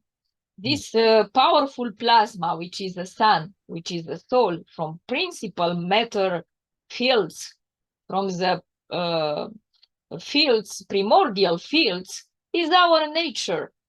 So we are as much powerful as the sun.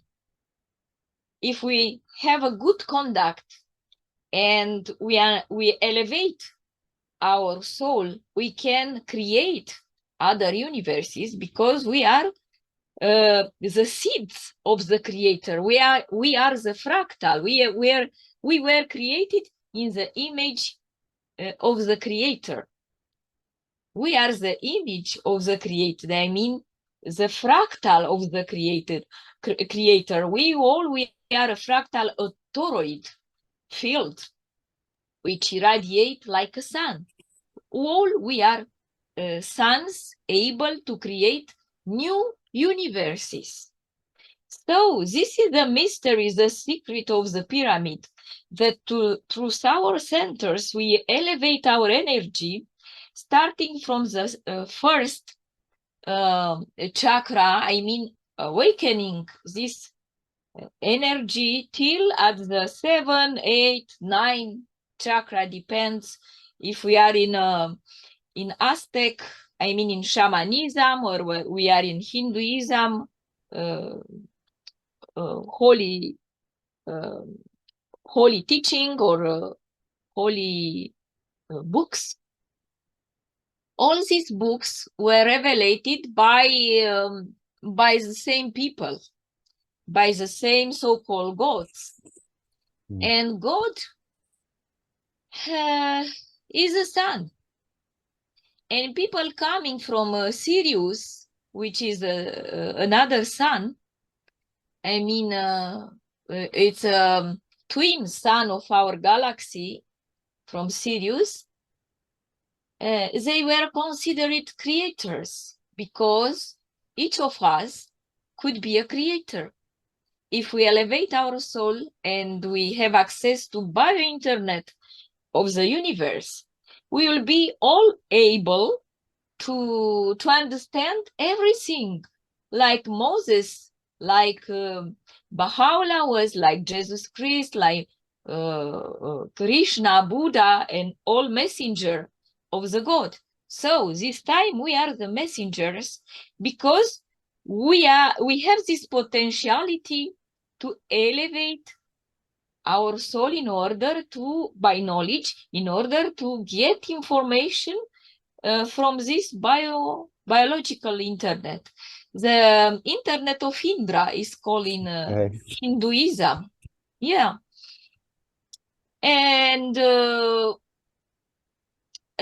make a conclusion, I am so happy that I wrote these books, and Alex just talk about these books, because yesterday on 11 and on 10 December, I just make them publicly available I printed only one. Unicos is me, but I didn't print Unicos is God and the sounds of the Creator, the sounds of prophets.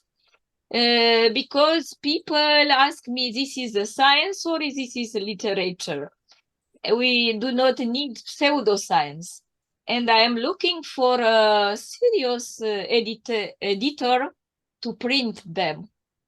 I have many editors who would like to print them, but I need something who is serious and taking into account in order to make a difference with these books, which are the fruits from my soul to the soul of humanity. I'm talking in poetry, like many other philosophers talks to the people. By poetry, you can touch the soul.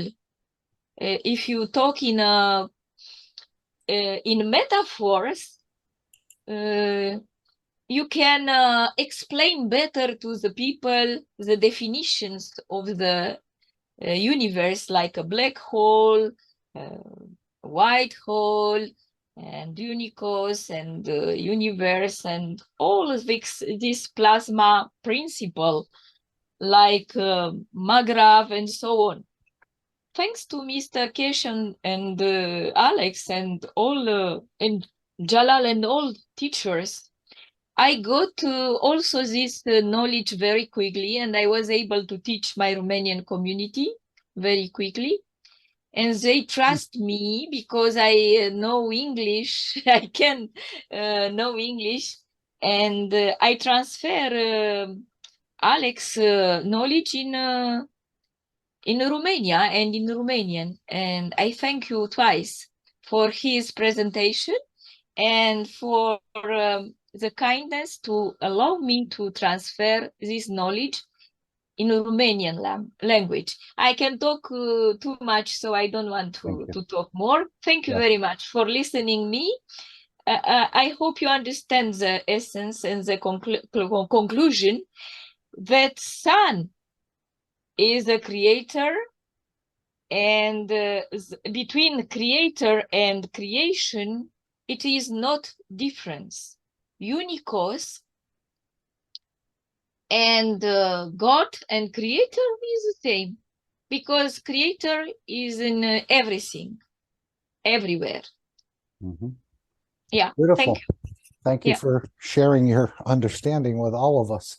And, you know, I thought reading more books would help me along the way, maybe Mr. Kesh's books, but Mr. Kesh said he doesn't read books. And of course, why would he, when most of the knowledge that's in most of the books is probably mostly incorrect. Although it's an amazement to us when we read it, but we have no real way to gauge if it's accurate or not, or maybe just on the soul level, we may get an impression of that. Well, that's exactly right, Mark.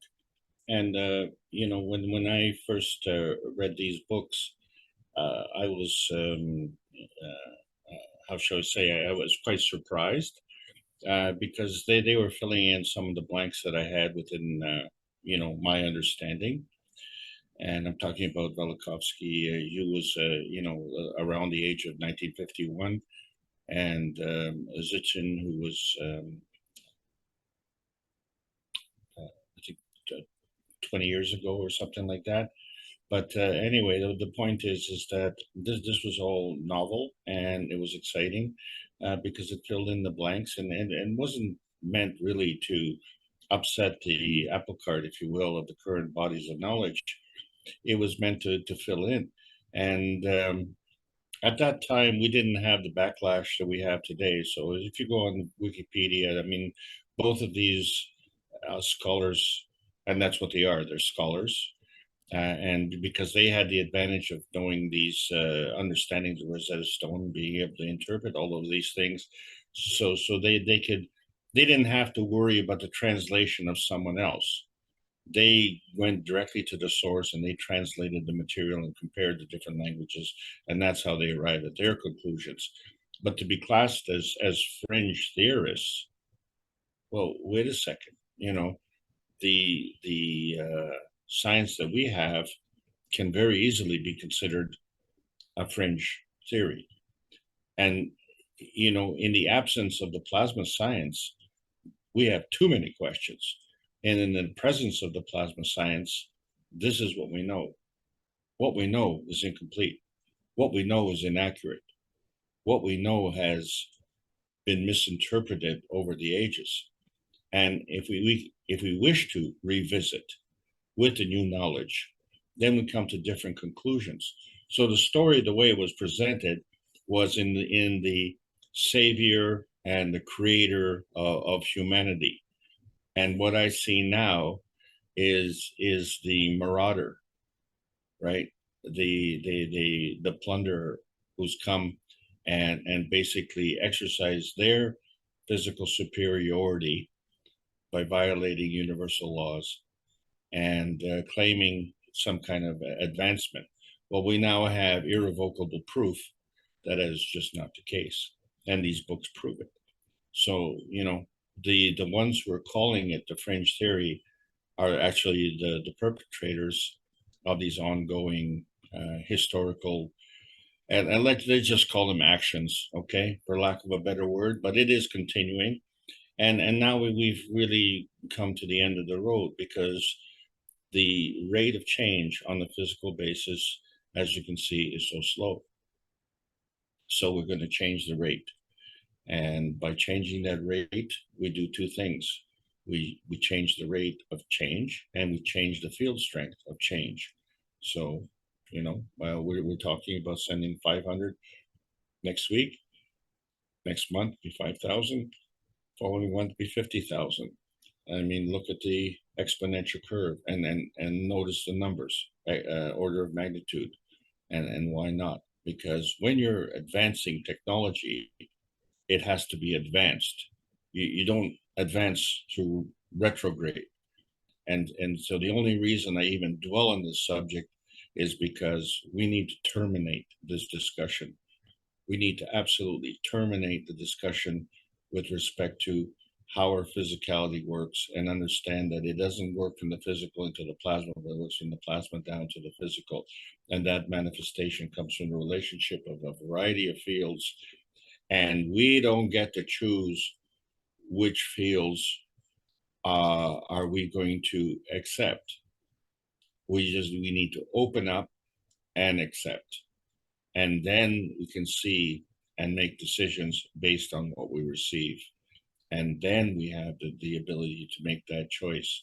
So we have a lot of knowledge and understanding that we have to undo and then redo and then incorporate. But we need to do this in a graceful manner. I see, Alan, you've opened your mic. Was it inadvertent? No, I've opened it on purpose. Oh, great. Thank you. I would really like to relay some information. Now, I've got a problem. I've got slight memory problems, but a long time ago, when we started the Peace Storm, and you used to have to go and spray stuff all the time, and with having a bad memory, I used to forget about it. So I decided at the time that because we are all GANs within our bodies, I decided that I would create through my mind an actual pyramid above my house. And in that pyramid, at the top of the pyramid, I would put a star formation. And then I decided where I live in England, it's a quiet place. But I've also got 4 sons who live close to me, a friend which I knew I could count on. So I actually put pyramids all around their houses through my mind. And at the same time, I put star formations in each one of their pyramids. And then I linked all of the pyramids together with the fields from each of the star formations, from one to the other, and then across from one to the other. So then I had to have a central pyramid, which again formed the star formation, which produced a dynamic plasma. And that dynamic plasma I directed up into the atmosphere to be part of the peace dome. Now, I did this back in when we were in lockdown, and I've continued to reinforce that information all the time, even up till now. Now, it sounds very advanced, and did anything happen? But the thing was, once I did this system and put it in position, where I live is quite quiet. It's a very smallish town. But then we started getting chemtrails on a constant basis.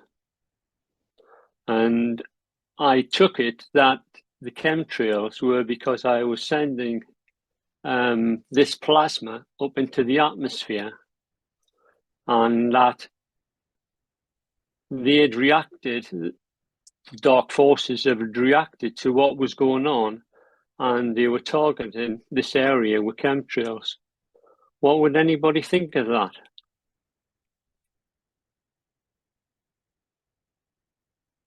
Hello? Yes, we hear you. What would you think of that? Would you think it's feasible?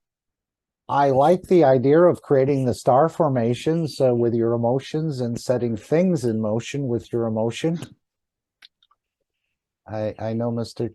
Kesh had commented about that over in Europe, about these trails being around, and he wasn't really too much, although we do see many of them. And again,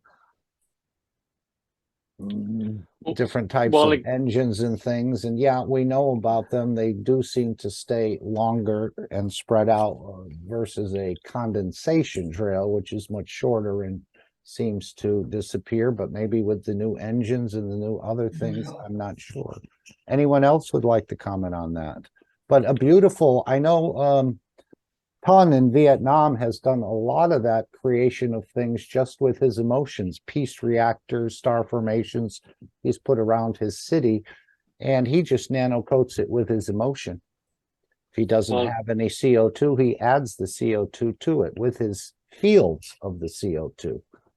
Well, that's all I do. Yeah, that's beautiful. Exceptional. That's all I did. But then, because the effect, I thought it was actually working, I did the same down to my son's house, which lives 200 miles away from where we are. And again, using my mind to produce the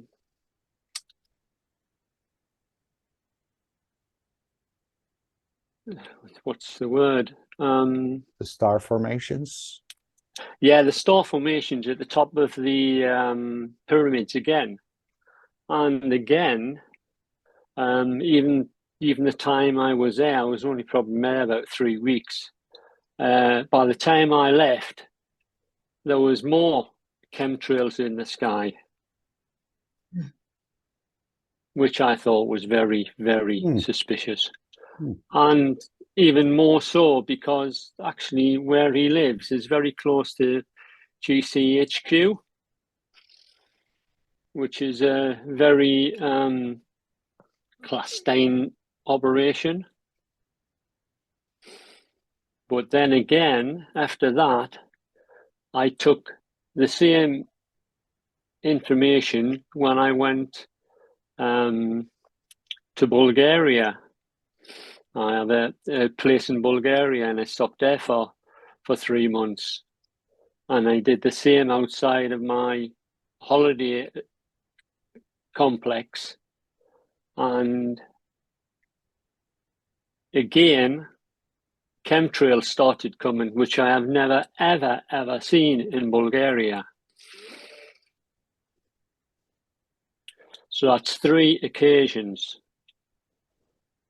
And then the other night, when I just could not sleep for whatever reason, I'm pretty sure that I was being told that the knowledge seekers should take on this, that they should use their minds to produce star formations, one soul, one star formation, and link up with other souls, with other star formations, so that we can get dynamic plasma to go up into the peace storm.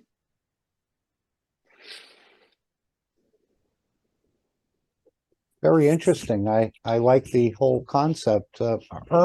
You have your mic open. Would you like to make a comment? Yeah, I was going to. I think you made a very important observation, and I wondered about this too. Where I live, I have not done what you have done, but I have found that mostly the chemtrails are parallel to the east-west, and they take place mostly south of me, fortunately. Right. So,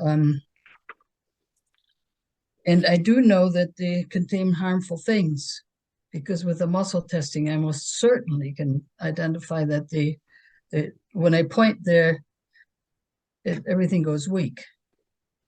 Yeah. I don't know what that means or anything, but maybe we could all work together with these energy fields, like Mr. Kesh is actually planning, I think, and surround the whole earth with these loving fields of peace. Mm-hmm. I just like to share that anyway. That's Thank you very beautiful. much. And it's very equivalent in a way to what we're doing, spreading the fields of our souls. No question Exactly, about yeah. it. This is the idea of giving,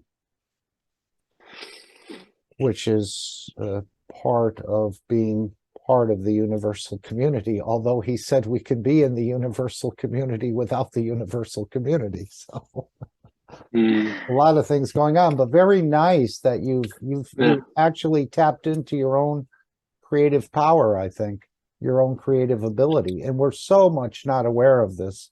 We're so much into the matter state that we forget about these things. And maybe that's spraying the dome of peace and expanding the fields of the soul helps us to remember part of it, of who we are and some of our capabilities. That was beautiful, Alan. Lovely. Thanks very much. Lovely. Bye now. I do shielding too. Before, no. Say what? Recently, I do shielding too. Shielding, okay. Yeah. But before, used to no. But now, I think so it's necessary. Well, I think one of the better shieldings, and we've talked about this in the classes, is obviously the thinking good, speaking good, and doing good. This creates a beautiful shielding around you, I believe, without attracting any of the negativity. Because if you're thinking good, speaking good, and doing good, there's no real link to bad energies. Yeah, but shielding is better. Sometimes, it's like you are not in good mood and something. You were not present that time. it can happen, something can happen. So so I think so shielding really helps. I am open, mostly I'm open, and if I go to the public place, I feel people's energy. So after coming home, I feel really bad. So that's why I shield when I go outside most of the time now. So I take energy, I think so. I don't know.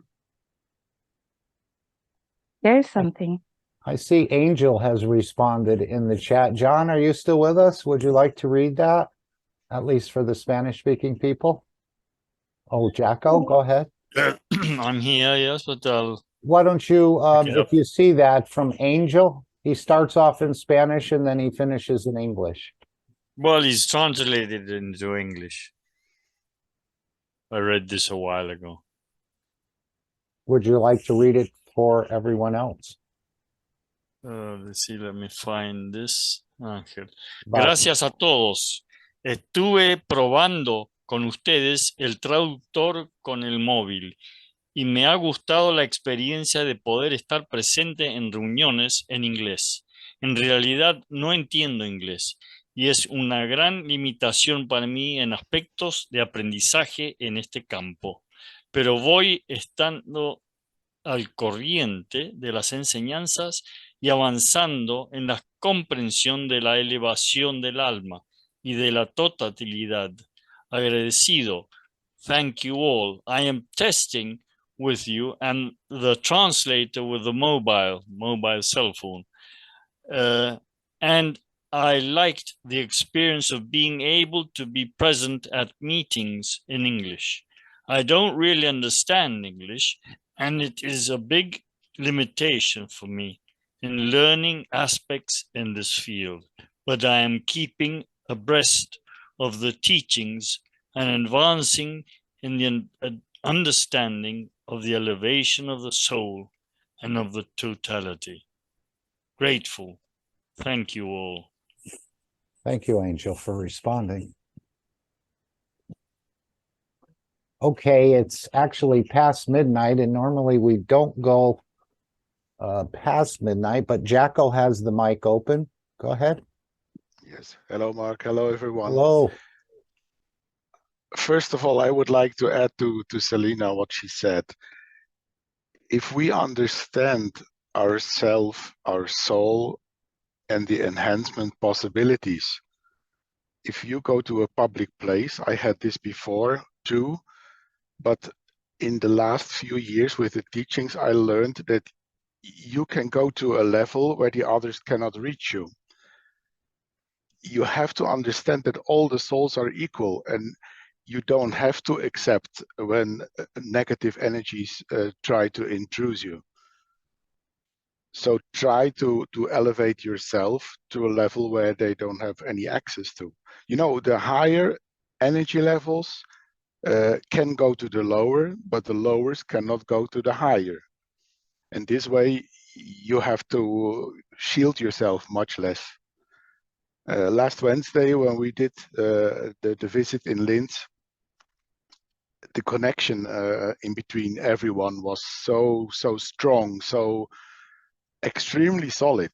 And in this, I think that is our future, and is where we have to focus on. These new possibilities are the solution for all these problems we are heading here on Earth.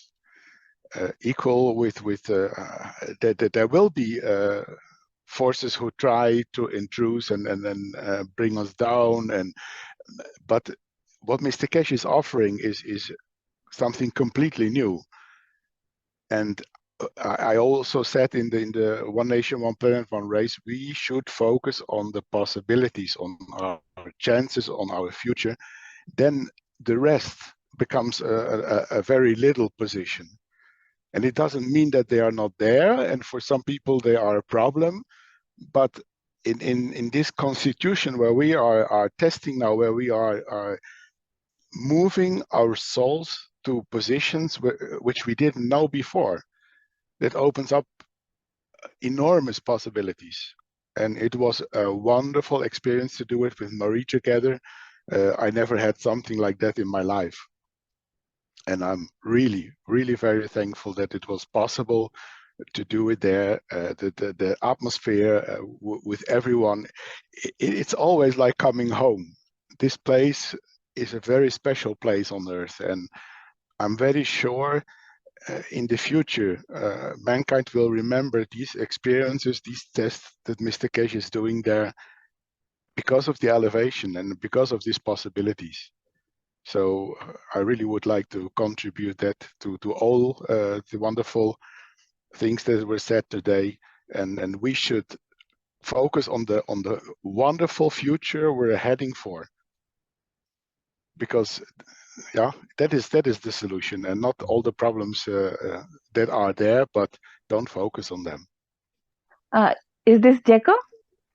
Yes. Thank you very much.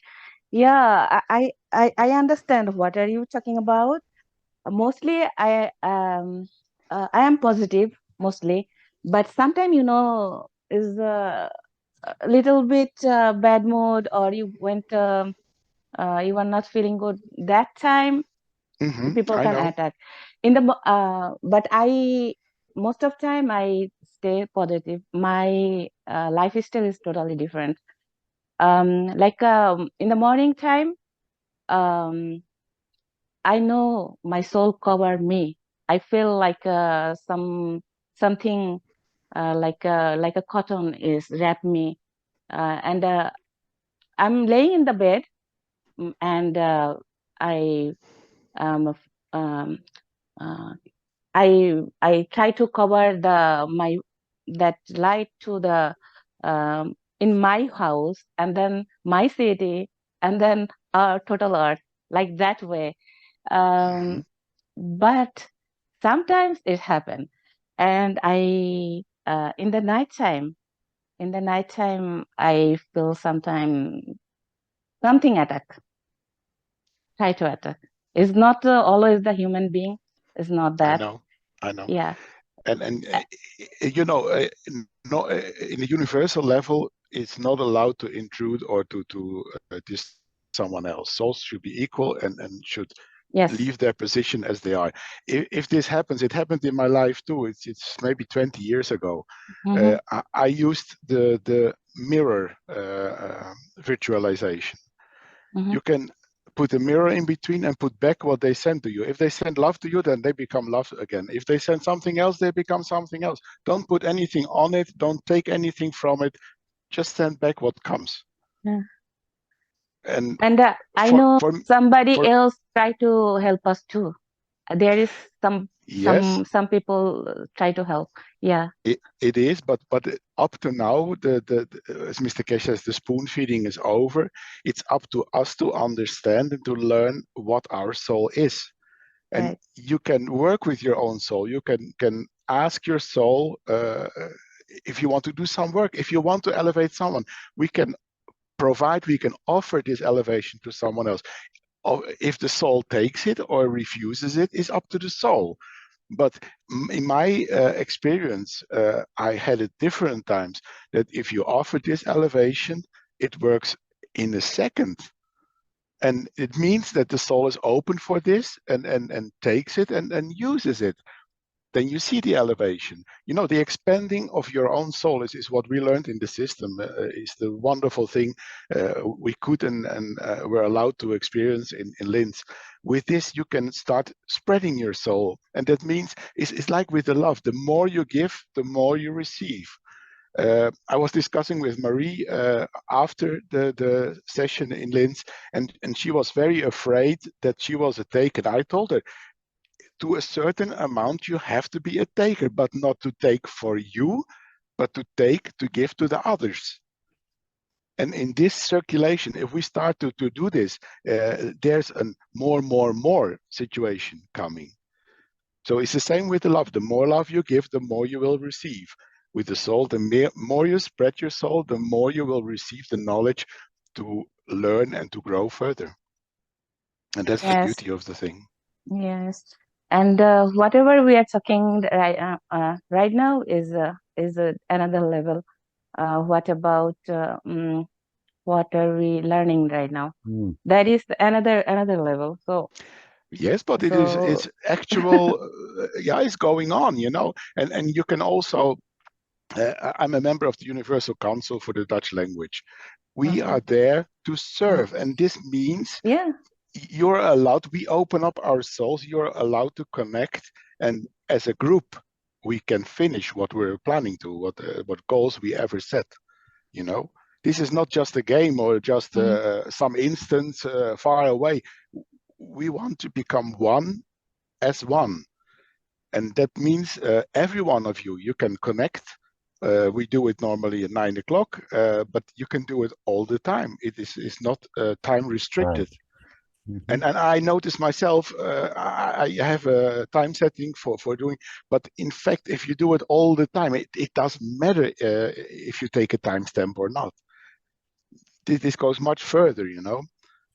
And it's a wonderful thing what is happening at the moment, and I was very thankful to be there and have the possibility to talk to Mr. Cash, because we're doing this together, and together as group we can match what goal we set ourselves is the peace on earth.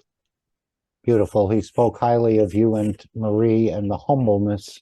He just, Mr. Kesh, you just had your mic open. Would you like to have the final word here? I don't know. Yes. Good morning, good evening. Thank you. Yeah, it's just what was just said. We usually, when we allow people to come in, when you feel a disturbed fields within the system, we have a facility, we built a facility that we can, in a way, take surplus energy, so whoever is taking out. And it's very easy. We see if somebody's taking or somebody's whatever trying to give. The system cannot be what I call misused or cheated. And one thing which was very interesting, when the two members of the Universal Council came in, we ran this test. We ran this, what I call section, just prior to the starting of the session and while they were just in, and the system stayed neutral. System stayed totally neutral, which means there was no taking. It was more in a balance field, which was very unusual for most of the sessions we ran, because we see those who take or takers bring the system to a halt, literally take so much.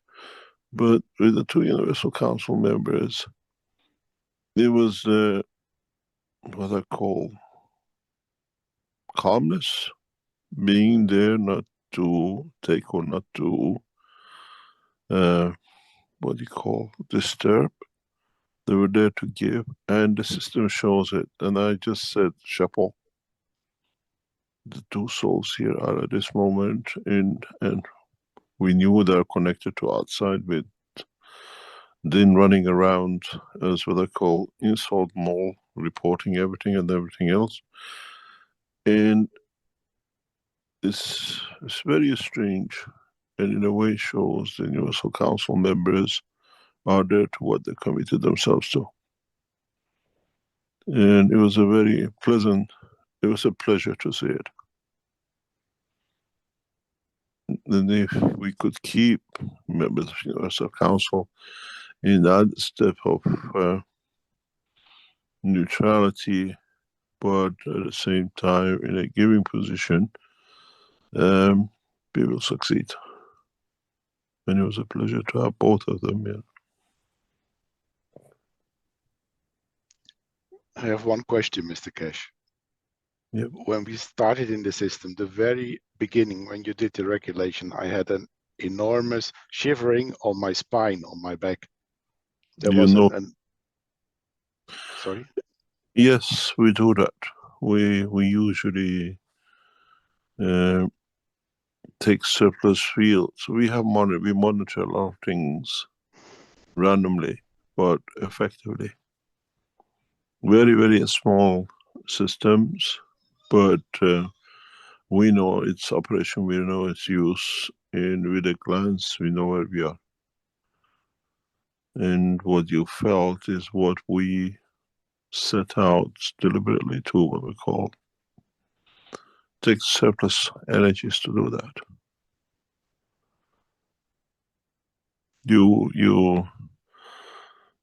This new system and the systems to come are so sophisticated that I think it'll take us another maybe months or years to upgrade this system which is coming in, and maybe upgrade within a few weeks when we start using it.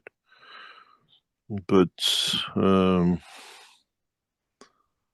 the present system and a combination of systems will be outside the Linz area to support the Friday session. It'll be amazing how much so council members will bring in, how much other people we know will bring in, and how much are there to change. And the Christmas session is one of the biggest gifts we could give humanity. In time will come, people will understand.